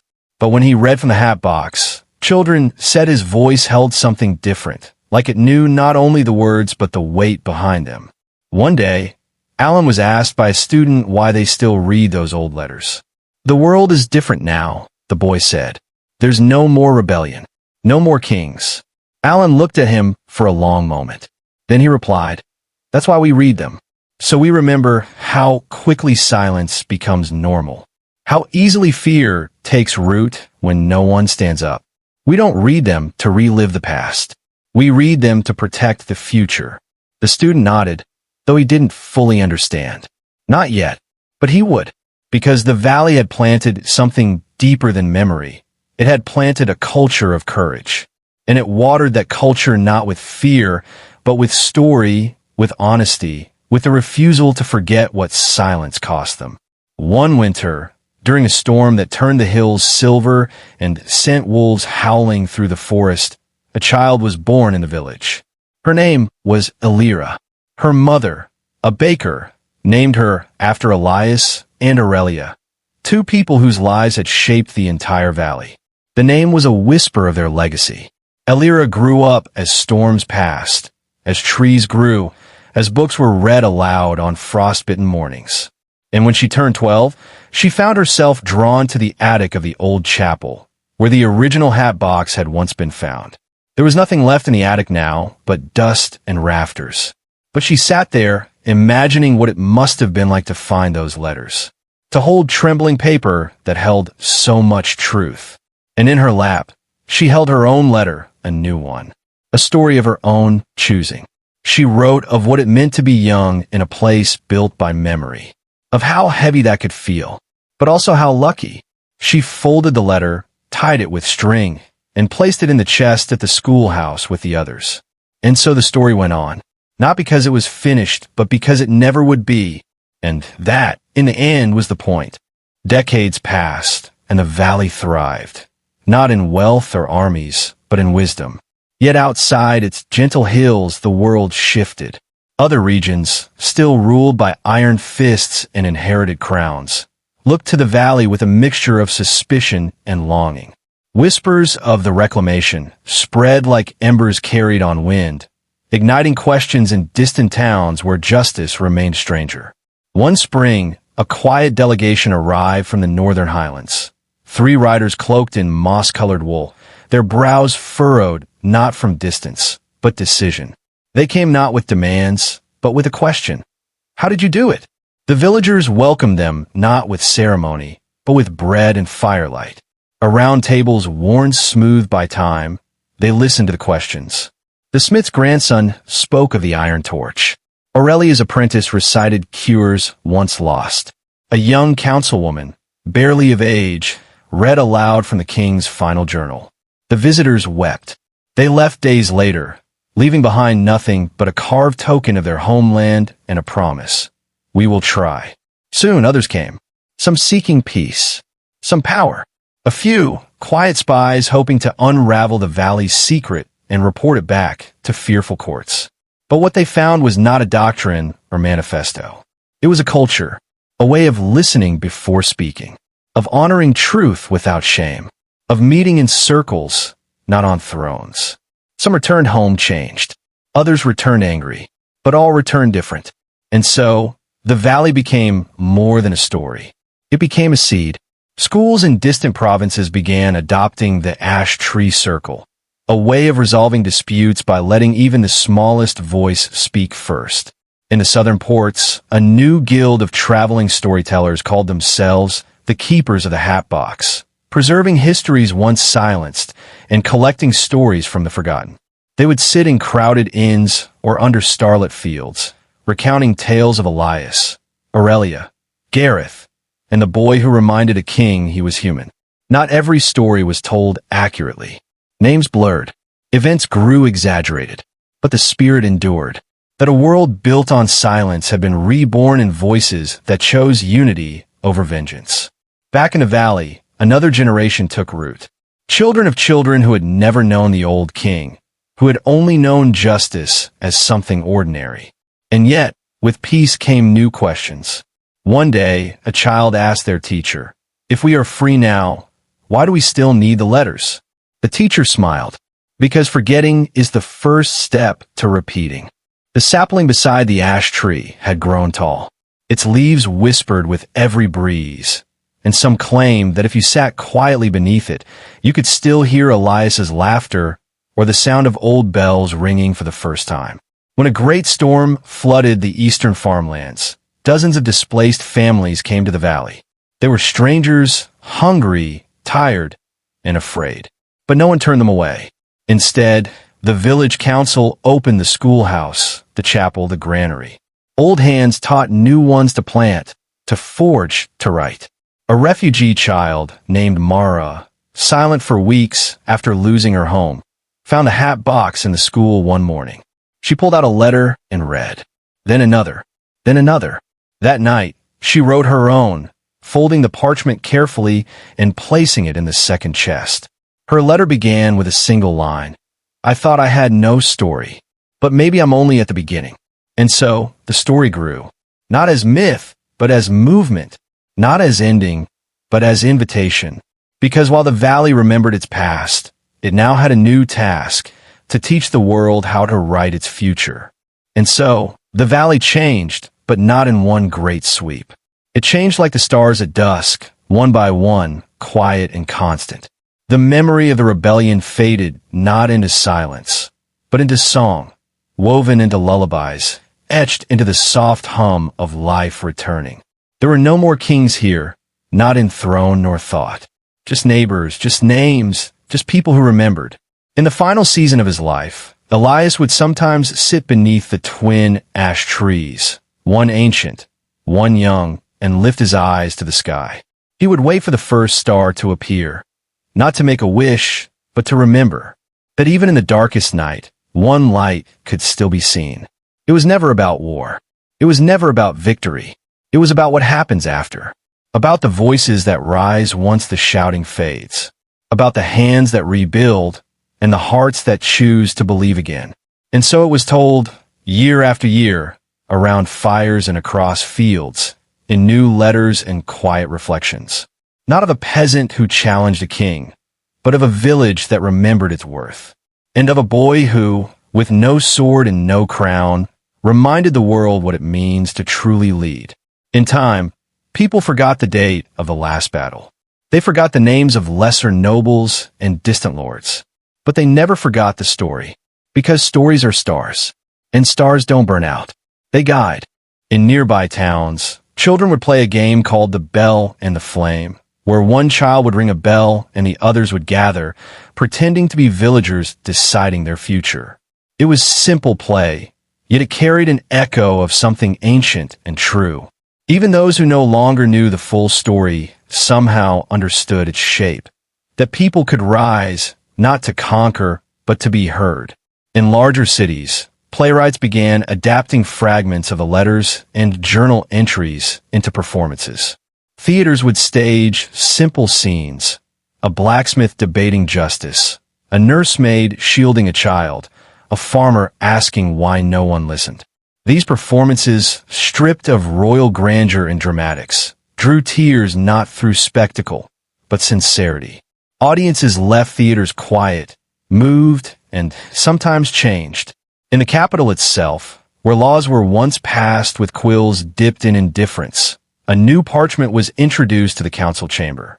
It bore the seal of the royal family, but its origins were traced to that very valley. It was known as the Charter of Listening, a symbolic document inspired by the reforms Elias and others had quietly sparked generations before. It outlined that all village councils across the kingdom were to include elected voices from every tier of society, not just landowners or nobles. Though imperfect and uneven in its enforcement, it stood as a promise, a step forward. And far beyond the kingdom's borders, travelers who had heard the whispers would come in search of the valley. Some found it and stayed. Others never quite located the precise place, but carried its essence with them anyway, like a warmth in their pocket or a song they couldn't forget. One such traveler, a poet from a cold land beyond the northern cliffs, wrote a collection simply titled Ashen Voice.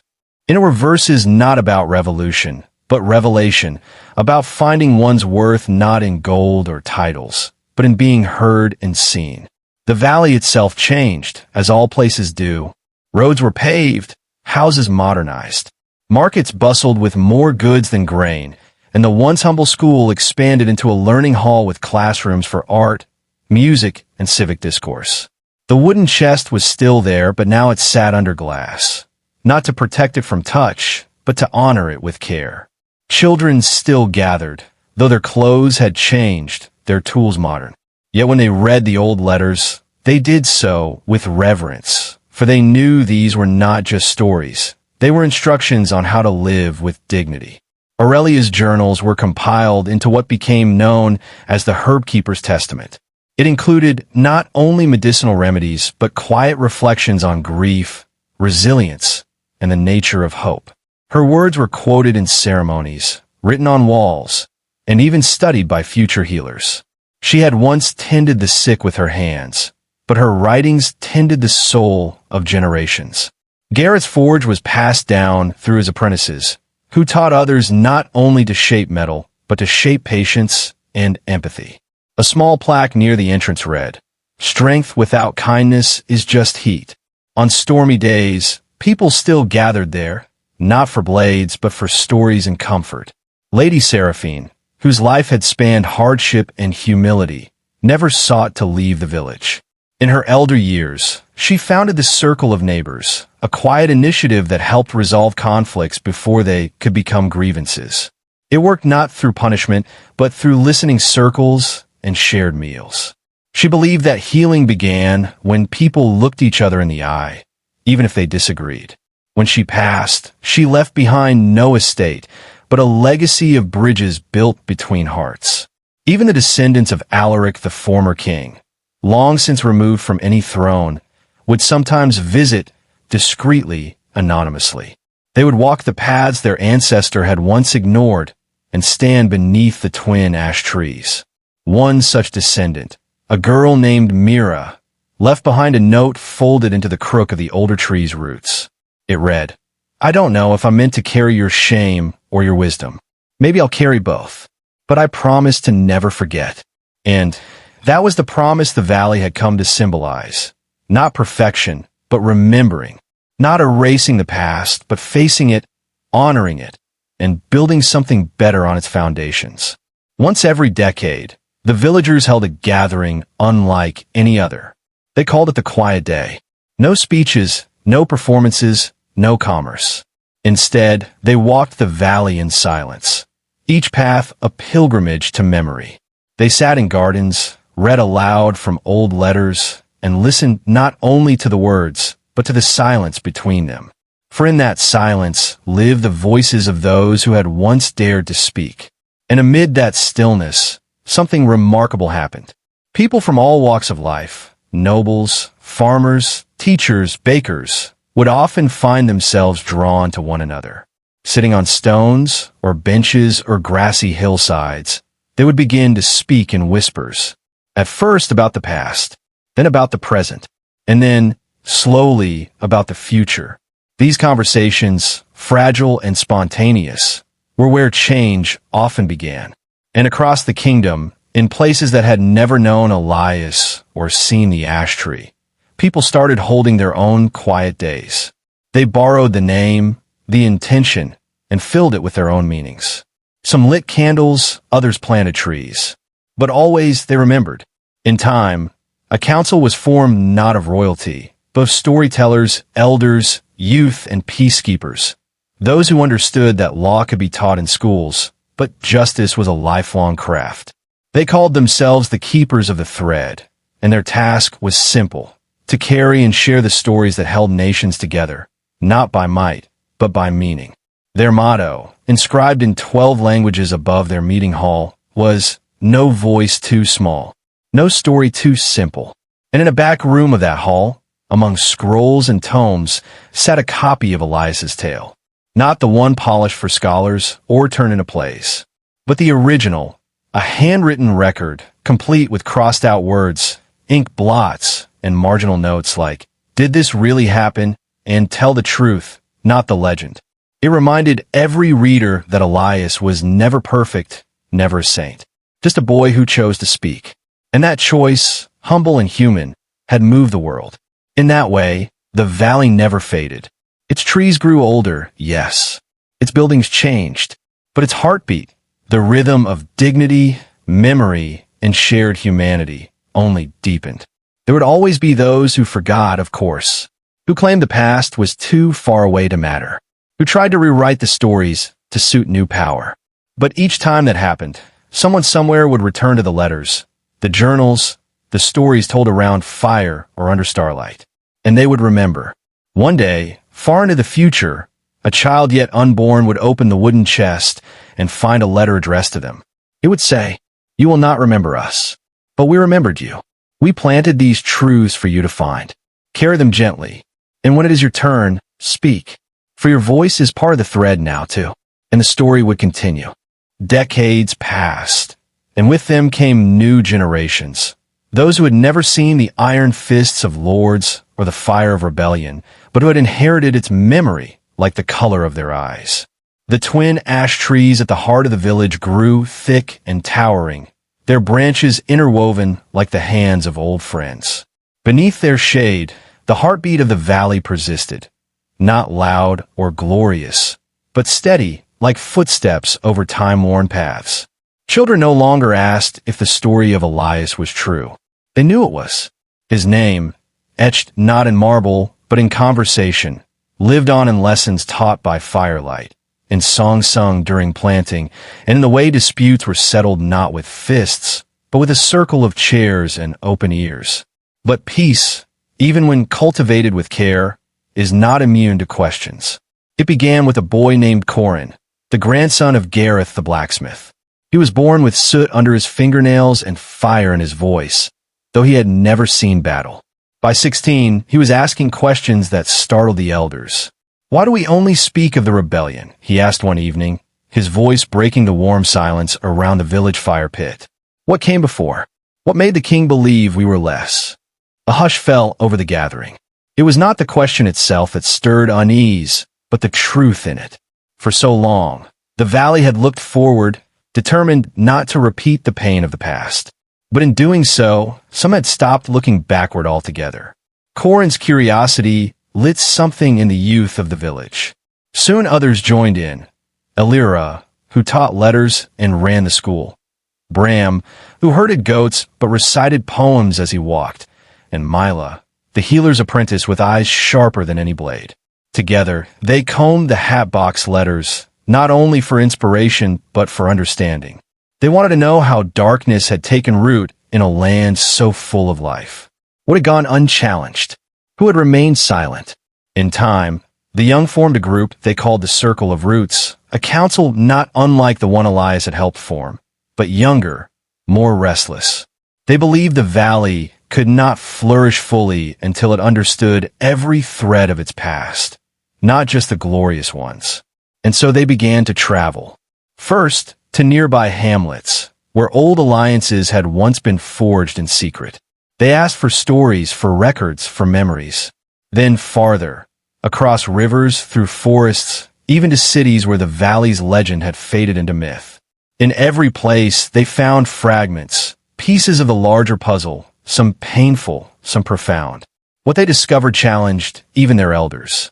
One parchment, uncovered in the archives of a coastal monastery, revealed that the original royal tax orders that had sparked the uprising had been based on falsified reports, an attempt by corrupt officials to siphon wealth unnoticed. Another account, written in the private journal of a former court historian, described how Elias's mother had once been promised in a political marriage she narrowly escaped, protected not by rebels, but by a sympathetic palace guard who vanished before the rebellion began. These truths were not always comfortable. They revealed flaws in heroes, nobility in enemies, and complexity where legend had painted only black and white. The circle of roots shared everything they learned. Some villagers resisted. Let the past rest, a few said. We've built peace. Don't invite unrest. But the young did not wish to break peace. They only sought to understand it. For how could a tree grow strong if it did not know the soil from which it sprung? One summer, Corin and Elira returned from a distant province with a relic unlike any other, a broken crown. It had been discovered beneath the floorboards of a burned-out estate, charred and bent, the velvet lining singed to cinders.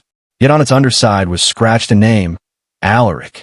Whether it had truly belonged to the former king or was a symbolic artifact, no one could say. But the crown was not restored or displayed with grandeur. Instead, it was placed on a simple stone near the ash trees, surrounded by a circle of benches. Not as a throne, but as a question, what becomes of power when it is humbled? The villagers called it the reflection circle. There, children debated ideas, couples made vows, and travelers paused in silence. It became a space not of judgment, but of consideration. The valley grew in more ways than one. A new mill was built near the river. Traders from distant lands began to arrive, drawn by tales not of riches, but of fairness. Some came with doubt, others with reverence. Most left changed. Among them was a man named Darius, a former soldier turned scribe who had once enforced laws in a city where people whispered of rebellion but never acted. He came to the valley seeking refuge, but found instead responsibility. Within a year, he became the village's first full-time historian, not to shape the past, but to guard it. Darius worked alongside the circle of roots to preserve every letter, journal, and artifact. He started compiling them into what he called the Living Chronicle, a collection not just of what had been, but of what was becoming. One day he wrote, "The valley is not merely a place. It is a verb. It listens. It adapts. It remembers. And in remembering, it refuses to repeat." And still, even as the world took notice, even as scholars and sages journeyed to walk beneath the twin ash trees, the valley never crowned king. Instead, it crowned kindness. In a ceremony now held every spring, a child was chosen, not for bravery or brilliance, but for a single act of selflessness witnessed by others. They would be given a wreath of wildflowers and asked one question before the whole village. What does justice mean to you? Each answer was different. Some were poetic, others awkward. One boy said simply, "It means my sister gets the bigger half of the apple." The crowd laughed, but they understood.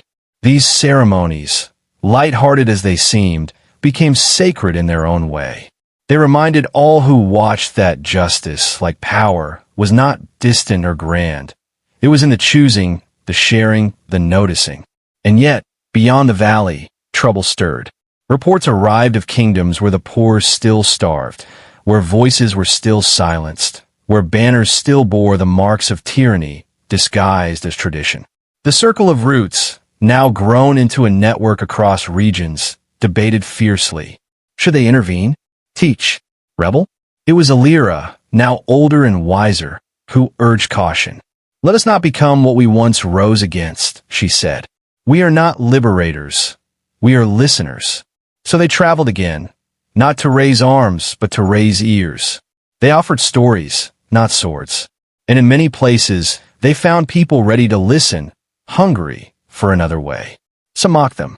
Others dismissed them. But a few, just a few, began to plant their own trees, their own councils, their own circles. And so the valley's echo grew. Back home, under the ash trees, time passed gently. Elders passed on, their chairs filled by those who once sat at their feet. The wooden chest was now one of 3, each filled with stories. A 4th had been started, but remained mostly empty. A sign hung above it, "For tomorrow." One evening, as fireflies danced and wind rustled the trees, Mila, now a mother herself, sat with her daughter, Leary, beneath the stars. "Tell me again," Leary asked, "why didn't Elias want to be king?" Mila smiled and wrapped an arm around the child. Because he understood that being followed is not the same as leading, and that sometimes the most powerful thing you can do is step aside. "But he was brave, right?" Leary asked, already dozing. "The bravest," Milo whispered, brushing a leaf from her daughter's brow. "But not because he fought, because he forgave." As the girl drifted to sleep, a soft breeze passed through the branches above, shaking loose a single leaf. It fell quietly onto the earth below, a small thing but real, just like the change that had swept through the world. Not with thunder, but with truth. Years after the formation of the circle of roots, the world beyond the valley began to stir in strange ways. Not with war drums, but with questions. Not with fire, but with whispers. In the southern reaches of the continent, nestled between sun-scorched plateaus and crumbling city walls, was a kingdom called Calverin, a place once ruled with iron and spectacle, where public squares bore gallows instead of gardens, and where no song had been sung in the open for decades. But things were changing. It began when a girl named Arlen found a torn page in the market dust, part of a tale about a place that had no king and no chains. A place with twin trees and councils of listeners. A place where justice was not handed down like punishment, but drawn out like water from a well. She read the page until its corners wore away. Then she sought out more. In the underground markets where silence was currency, she bartered her scarf for a scroll sealed in wax. The name stamped on it made her breath catch. Elias. The valley's stories, once kept close, protected like a garden, were now blooming in lands far away, carried not by armies, but by traders, wanderers, and the occasional scribe who had seen the reflections circle and could not look away. In Calverin, the stories were forbidden, but that only made them more precious.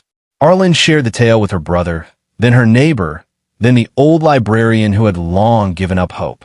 Together, they created a hidden place, beneath a bakery cellar, lit by oil lamps and softened with floor cushions, where people came not just to listen, but to feel. And each week, they ended their meetings with the same question: what does justice mean to you? It was a small rebellion, but a real one. Soon, the movement found a name, the Whisper Grove, in honor of a grove they had never seen, in a land they could only dream of. Back in the valley, Leary, now nearly 16, was feeling her own restlessness stir. She loved the ash trees, the reflection circle, and her mother's stories. But part of her longed to see if the seeds planted long ago had truly taken root elsewhere. Were there others like her? Had the world changed, or had it only heard the valley's song and quickly turned away? When she shared her desire to travel with Corin and Elira, now elders on the village council, there was silence at first. "You wish to leave?" Corin asked gently. "Not to leave," Leary said. "To carry." Elira smiled. "You sound like Elias." So they gave her their blessing, and more, a satchel of documents, including the original letters from the hat box, a token carved with the valley's crest, 2 trees intertwined, and a book from the Living Chronicle. "You carry not just history," Darius told her, now old and mostly gray, "but hope. Use both wisely." And so Leary set out. She traveled by foot, cart, and sometimes river barge, crossing forests where wolves once ruled and cities where towers leaned with age. In each place, she listened before she spoke. She gave stories before she asked for them. She was not a preacher. She was a bridge. Eventually, whispers of a movement in Calverin reached her ears. A hidden group that spoke of justice not as a weapon, but a shared responsibility. Her heart raced. She followed the rumor trail, asking discreetly in taverns and markets, until one night, a girl with dusty boots and a cautious smile led her into a bakery. When Leary stepped into the cellar, she gasped. Dozens of people sat cross-legged in a circle, sharing ideas with careful words and soft eyes. At the center of the wall was a mural, rough, uneven, but unmistakable. 2 ash trees, branches knotted together, painted in charcoal and flour. Arlen met her gaze and whispered, "We've been waiting for you." That night, Leary didn't speak of her journey. Instead, she listened. She heard how the people had resisted in silence for years, how songs had been passed from mouth to mouth, how symbols of the valley had become signs of hope in alleys and letters. And then came the question, what does justice mean to you? Leary looked around. Her answer wasn't rehearsed. It didn't need to be. "It means hearing someone's pain and not turning away," she said softly. "It means choosing peace, even when anger feels easier. It means building something that lasts longer than your name." The room was silent, then warm with nods. That night, Arlen and Leary sat by a guttered lamp, trading memories and dreams. Arlen spoke of her desire to someday visit the real valley, to sit beneath the twin trees. Leary promised to guide her there. But as the Whisper Grove grew, so did the attention it attracted. The rulers of Calverin, long complacent in their crumbling rule, had begun to hear rumors of this circle. They sent informants. They posted decrees. And one morning, the bakery above the cellar was shuttered and marked in red paint. Subversive sight. Do not enter. Fear returned, sharp as frost. Leary wanted to act, but not recklessly. She turned to what the valley had always taught. Reflection, listening, community. They created a plan. Instead of hiding, they dispersed. The Whisper Grove split into dozens of smaller circles, each led by someone new. Bakers, butchers, street cleaners, even a former guard. Every one of them trained not in violence, but in dialogue. They did not shout, they asked. They did not command, they invited. And the people responded. Soon, it became clear. The rulers could not crush an idea whose roots had spread. The valley's echo was no longer a whisper. It was a language. Months later, as the sun crested over the valley, a visitor arrived. Her hair was tied back with a red ribbon. Her eyes held fire and peace in equal measure. At her side, Leary walked, proud and quiet. When Arlen stepped into the reflection circle and placed her hand on the old stone where the bent crown still lay, she whispered something no one heard. Then she wept. The valley had never felt smaller, and yet its branches had never reached so far. That evening, a new box was added beside the others. It was marked not in ink, but in charcoal and flour. A sign hung above it, letters from those who dared to believe. For a time, it felt like the world was healing. In Calverin, the Whisper Grove no longer met in secret. Circles were forming in cities once known for cruelty. Even in places like Braemore, where the guards once patrolled with bloodied clubs, children now painted murals of ash trees with stubby fingers and laughing faces. The stories had traveled. From marsh villages to mountain peaks, a quiet revolution was underway, made not of swords or slogans, but stories and choices. Communities adopted listening councils. Merchants refused unjust tariffs. In courts, some judges began using valley writings as moral guides. And for every town that fell into old ways, 2 more rose with new dreams. But peace, real peace, is not a straight path. And every movement that grows risks forgetting why it began. It started in a town called Kestel's Watch, a northern outpost near the cliffs, where harsh winters bred harder men. One of the early Whisper Grove branches had grown strong there, led by a man named Varek, tall, silver-haired, and charismatic. He was once a prison guard, now a council speaker. At first, his work was pure. He opened forums for former prisoners to share their stories. He established a justice circle where even guards had to face public questions. The town began to change, but something else began to take root, something colder than the valley's warmth. Varek was tired of waiting for change, tired of how long justice took, tired of seeing leaders in faraway cities mock their efforts while secretly benefiting from them. So, when he caught a corrupt tax collector skimming food from winter stores, he didn't call circle. He didn't seek dialogue. He exiled him, publicly, without discussion. To many in the town, it felt righteous, bold. Varric argued it was necessary.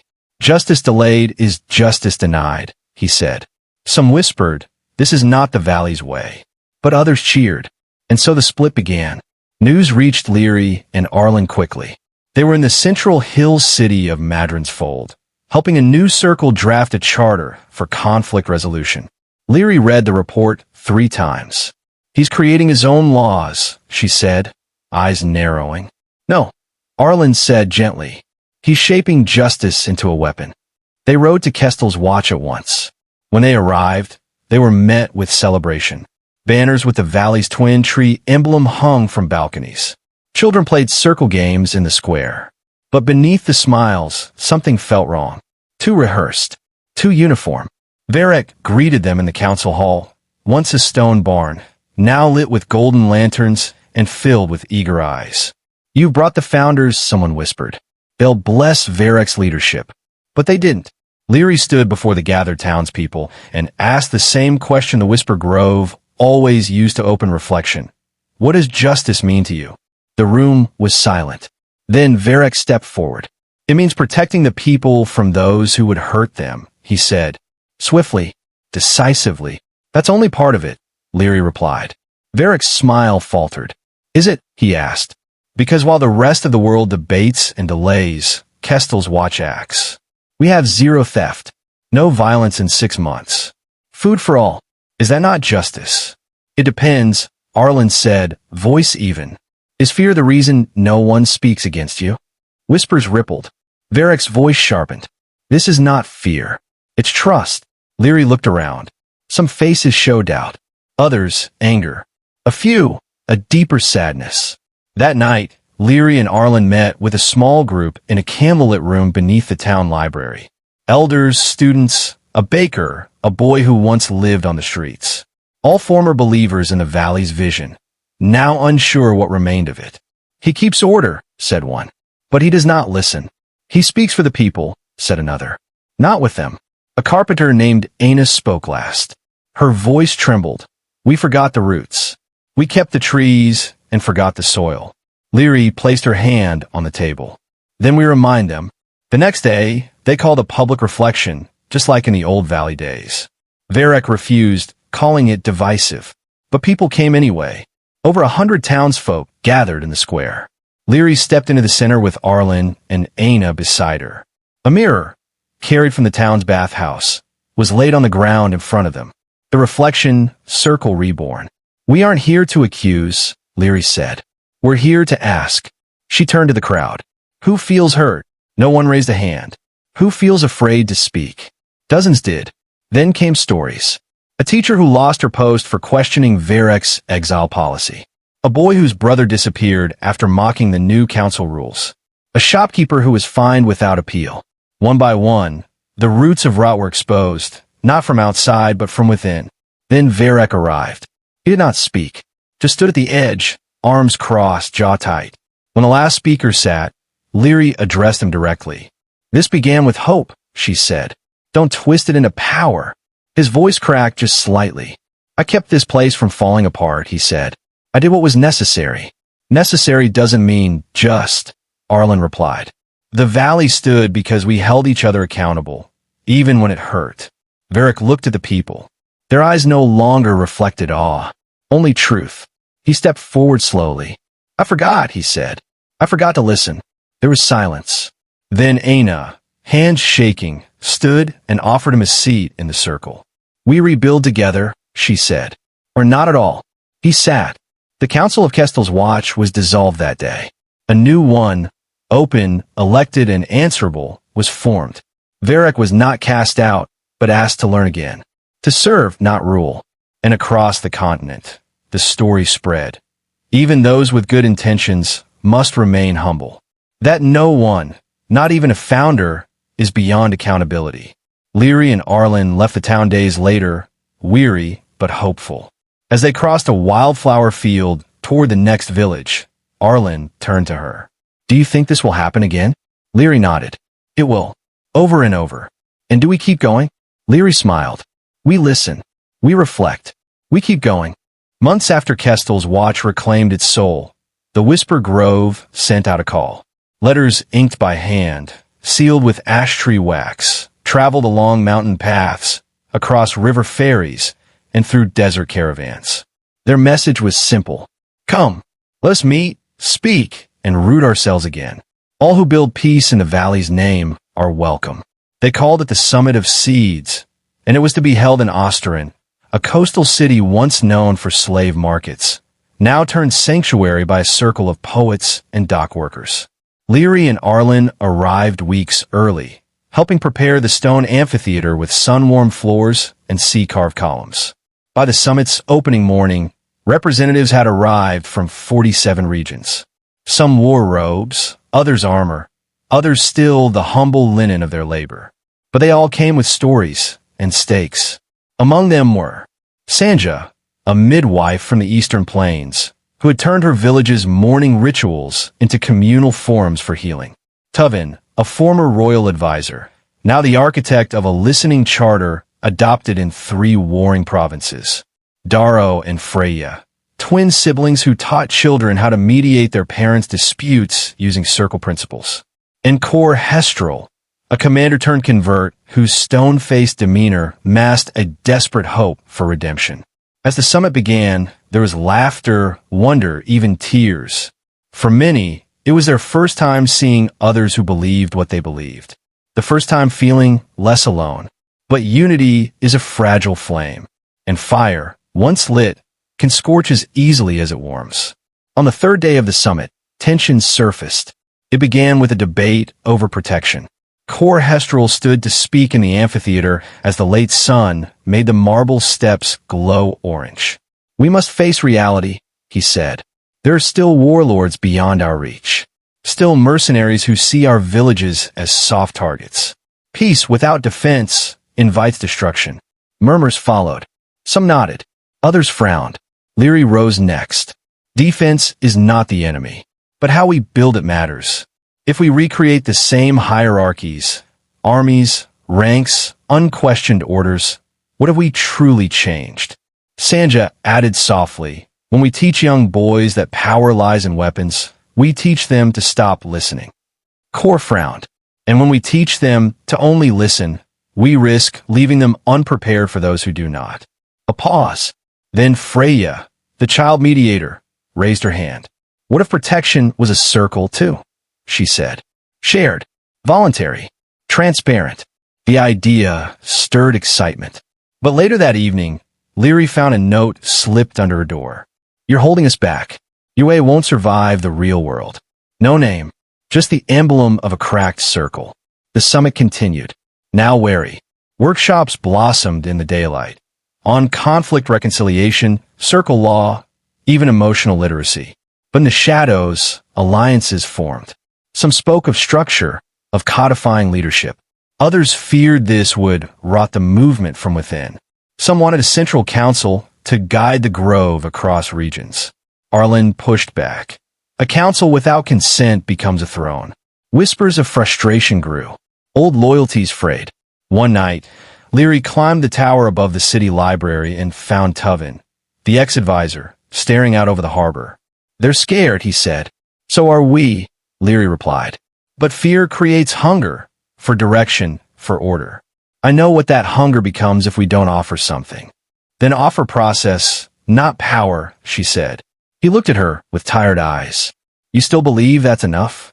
Yes, she said. And I always will. On the final day of the summit, a proposal was placed at the center of the amphitheater. A parchment titled, The Seed Charter, Draft for a Global Circle Alliance.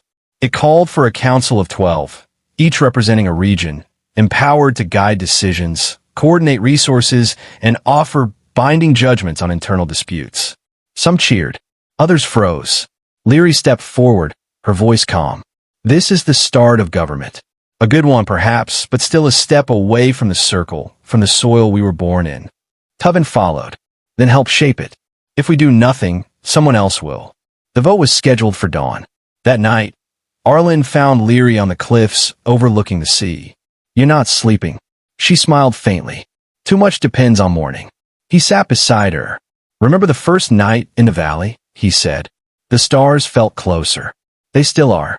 We just stopped looking up. She looked at him. If they choose structure, I won't stop them. But I won't lead it. I know. He took her hand. We built a spark. That's all we ever promised. Dawn came, golden and windless. Each representative stepped to the stone basin, dropped a colored petal. Red for yes, blue for no, green for abstain. When the last fell, silence followed. A child counted them aloud. 25 red, 21 blue, 1 green. The seed charter passed, barely. A council would form. The amphitheater erupted in mixed reaction. Hope, doubt, relief, grief. Leary stood, nodded once, and walked away. She did not return to the closing ceremony. In the months that followed, the movement continued, but splintered. Some regions embraced the new structure. Others remained as they were. The world had not collapsed, but it had shifted. Leary and Arlen returned to the hills, not to lead, but to teach. They opened a small stone school near the valley's edge, where travelers could learn the circle process and then carry it home. One night, a young girl asked Leary, "Did it fail?" Leary looked into the firelight. "No," she said, "but it changed. Now we wait to see who it becomes." 3 seasons had passed since the Summit of Seeds. The new Global Circle Council had taken root, 12 elected voices seated around a circular table in Osteron's northern hall. Their goal was noble: to coordinate peacekeeping, mediate internal disputes, and offer guidance to the scattered Grove communities across the continent. But power, even among idealists, cast long shadows. Leary had retreated from council life. She taught in the hills with Arlen, welcoming curious travelers who still believed in the original flame. Yet one fog-soaked morning, a rider arrived with no banner, no words, only a leather pouch. Inside, Leary found a crumpled page and signed. Circle funds diverted. Arms purchased. Sent to Derek under false names. From within, you once said, "Rot starts in silence.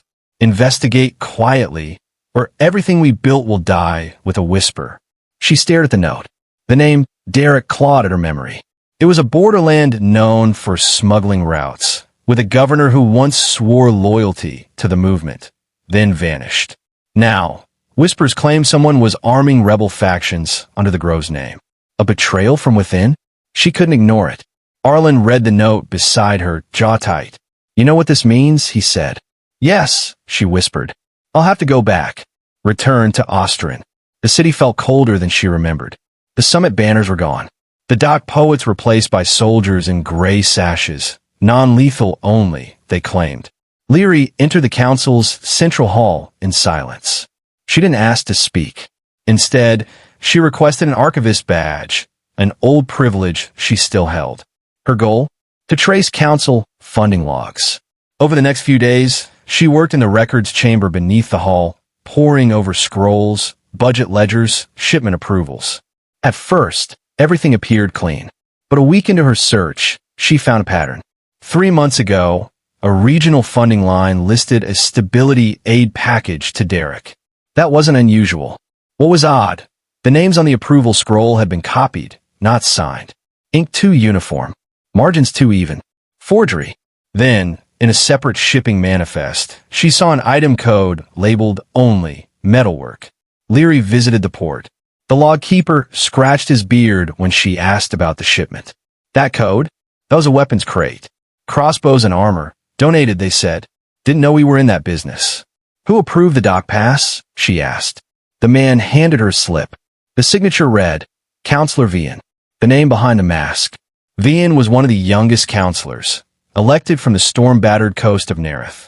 Charismatic, poetic, and loved by his people. He'd spoken often of peace through presence, advocating for small patrols to deter bandits. Leary remembered him from the summit. His eyes had been warm. His words had moved many. And yet, she watched him now from the upper library window, seated in the garden with 3 aides. He laughed, unaware she was watching. Nothing about him seemed cold, but neither did it seem transparent. She decided to test the waters. That evening, she visited his residence, under the pretense of an archival interview. He welcomed her warmly. "I never thought you'd return," he said, pouring her herbal wine. "Did the valley miss the weight of cities?" "I missed the clarity of silence," she replied. He smiled and paused. "And yet you're here." "I'm curious," she said, "about funding channels. There's talk of new approaches, resources directed quietly to vulnerable areas." "Ah," he nodded. "Some emergencies need speed. I push for a few expedited grants. Red tape kills people, Leary." "And what of Derek?" He blinked. "A beat too long. A risk worth taking," he said. "They asked for aid. We helped them stabilize. With weapons." His face tightened. "I authorized metal tools. How those were used after. Well, I can't police every crate, can I?" Leary set down her cup. "You didn't sign the forms yourself. You forged consensus." He stared at her, no longer smiling. "You think I betrayed the Grove? I think someone did. And the paper points to you." He leaned closer. "Then you'd better be sure, Leary. Because if you accuse a counselor and fail, you don't just lose face. You fracture what's left of our unity." Into the echo halls. That night, Leary met secretly with Counselor Bren, an old friend, one of the few who still trusted her fully. Bren listened, then led her down into the echo halls beneath the council dome. There, beneath a hatch cloaked in ivy, they found an old map room used by coastal navigators. Leary spread her findings across the stone table. The forged ledger, the manifest, the dock signature. Bren frowned. "If Vian armed Derek, he did it without council vote. That violates the accord. Can we prove it further? I can pull a vote log from that month. If his claimed co-signers weren't present, it's conspiracy. Then we bring it to the full council," Leary said. Bren hesitated. "Leary, the Grove is barely holding. A scandal will break trust in every region." "I know, but a lie already did. We just haven't caught it yet." Trial by circle. 2 days later, the council gathered for an emergency session. Not in chambers, but in a circle under the open sky, as the accord required when trust was questioned. 12 members sat. Dozens watched. Leary spoke first, voice calm but firm. She presented the documents. The contradictions. The absence of real votes. The false approvals. Then, she stepped aside. Vian stood. "I acted to prevent collapse," he said. Derek was slipping into chaos. The old governor was reinstating death squads. "I sent crossbows, yes, but only after they begged for help." Counselor Sanja asked softly, "Why forge the vote?" Vian sighed. "Because you would have argued, delayed, and people would have died in the waiting." "Is fear reason enough to lie?" she asked. "No," he admitted, "but inaction kills too." Silence followed. Then Bren stepped forward with the vote logs. Clear proof. Vian had lied. Leary turned to him. "You believed you were saving lives. But peace forged in secrecy breaks the circle we swore to uphold." Vian's head lowered. "I would do it again," he whispered. Judgment and exile. The council could not agree on a punishment. Some wanted exile. Others wanted a suspension, a reckoning. Leary offered a compromise. "Let the people of Nerith decide. He serves them. Let them vote." A courier was sent. 1 week later, the reply arrived. The people voted to recall him. Not for treason, but for breaking trust. Vian accepted his removal in silence. He left Ostrin at dawn, cloak whipping in the wind. No one saw where he went, but the circle remained intact. Fractured but whole. Back to the valley. Leary returned to the hills weeks later. Her hands trembling, heart heavy. She had not celebrated. She had not wept, but she felt the cost. Arlen met her on the porch. "Was it worth it?" he asked. She sat beside him, looking at the valley's quiet mist. "I don't know," she said, "but truth is the soil we grow from. If we poison that, nothing good can grow." He nodded, and together they watched the sun rise. The recall of Counselor Vian should have brought a new era of vigilance, a reminder of the cost of unchecked ambition. Instead, it sowed a deeper poison, paranoia. At first, the council tried to double its transparency. Every vote documented, every signature confirmed. But trust, once cracked, doesn't mend with rules. It ferments in doubt. Soon, council sessions became longer and quieter. Fewer proposals, more hesitation. The visionaries who once sang of unity now whispered of infiltration. And then it began. Whispers in the gallery. The first accusation came without warning. Counselor Sanja, elder of the river communities, was publicly accused of accepting bribes from a merchant family seeking to privatize the ferry lines. There was no evidence, just a scroll left on the stone gallery floor, and signed, with proof, written in shaky ink. The council panicked. If they ignored it, they seemed complicit. If they acted, they legitimized anonymous sabotage. Leary watched from afar as Sanja sat alone beneath the council dome, refusing to defend herself out of principle. "I will not validate ghosts," she said. A week later, she resigned. Not out of guilt, but exhaustion. The divide emerges. The council splintered into factions. The reformers, led by Councillor Renan, wanted stricter rules, background checks on regional delegates, surveillance of supply lines, a new loyalty oath sworn annually. The preservationists, led by Councillor Bren, argued that such measures betrayed the soul of the grove. "We were not built to police thought," she warned. Meetings grew bitter, personal. Historical slights were unearthed like ancient bones. One day, Councillor Eli, once a peacemaker, stood and shouted, "We've become a mirror of the world we swore to change." The next day, he vanished. No resignation. No farewell. Just gone. A secret within a secret. Leary remained outside the official circle, living in the valley, but her former students brought her word of the slow unraveling. One night, a courier arrived, young, breathless, eyes wide. He carried no note, only a sealed token, the iron feather once used by the Grove's founders to request silent aid in times of internal peril. She rode for Osterin by moonlight. What she found was worse than she feared. Councillor Bren's revelation. In a private chamber hidden beneath the council's archive wing, Bren met her, alone. "There's something you must see," she said, voice hoarse. She led Leary to a locked drawer behind a faded map of the old paths. Inside, a ledger. Coded, sealed, dated 1 year ago. Leary flipped through it and froze. Several council members had signed off on military contracts. Secret ones, including Councillor Renan. Spears. Chainmail. Tents marked for regional security. No public record. No vote. And worse, Bren said, "I believe Renan's guards intercepted Sanja's mail before she resigned." The accusations? They may have come from within. Leary looked up. "You're saying someone is orchestrating fear?" "Yes," Bren whispered. "To consolidate power. To make the council look weak, chaotic, until people want a single voice." Leary felt a chill crawl through her spine. Vian had acted alone. But Renan? Renan was building a throne. The Shadow Doctrine. Bren and Leary began investigating quietly, comparing travel logs and shipment manifests. They discovered that 3 regional leaders had disappeared in recent months. None reported in council sessions.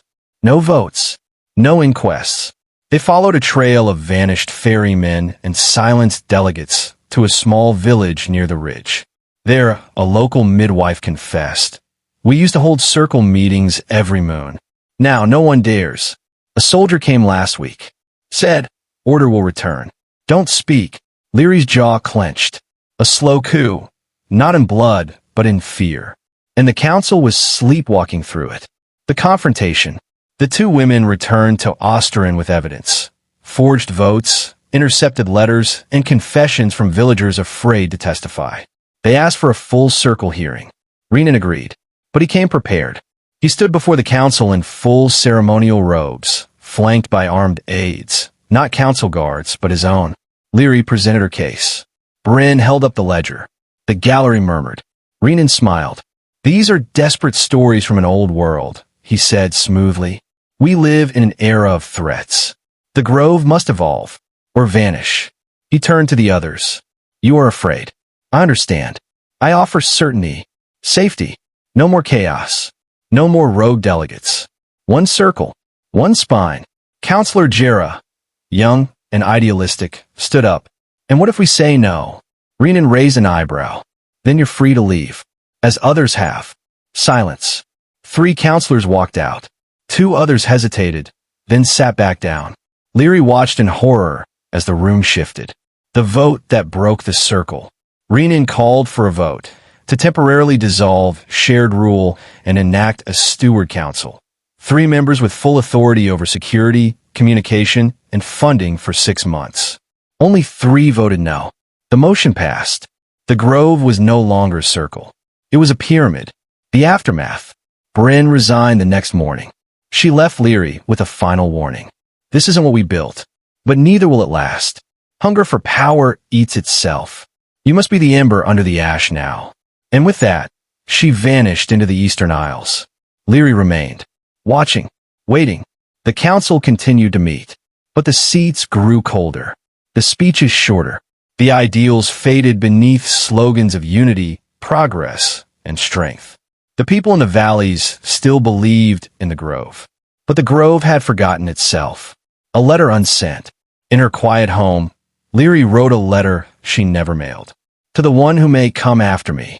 The circle cracked, not because of violence, but because we feared it might come. We traded caution for silence, debate for obedience, and slowly, ambition grew vines where trust once bloomed. But I believe, somewhere out there, someone still remembers why we began.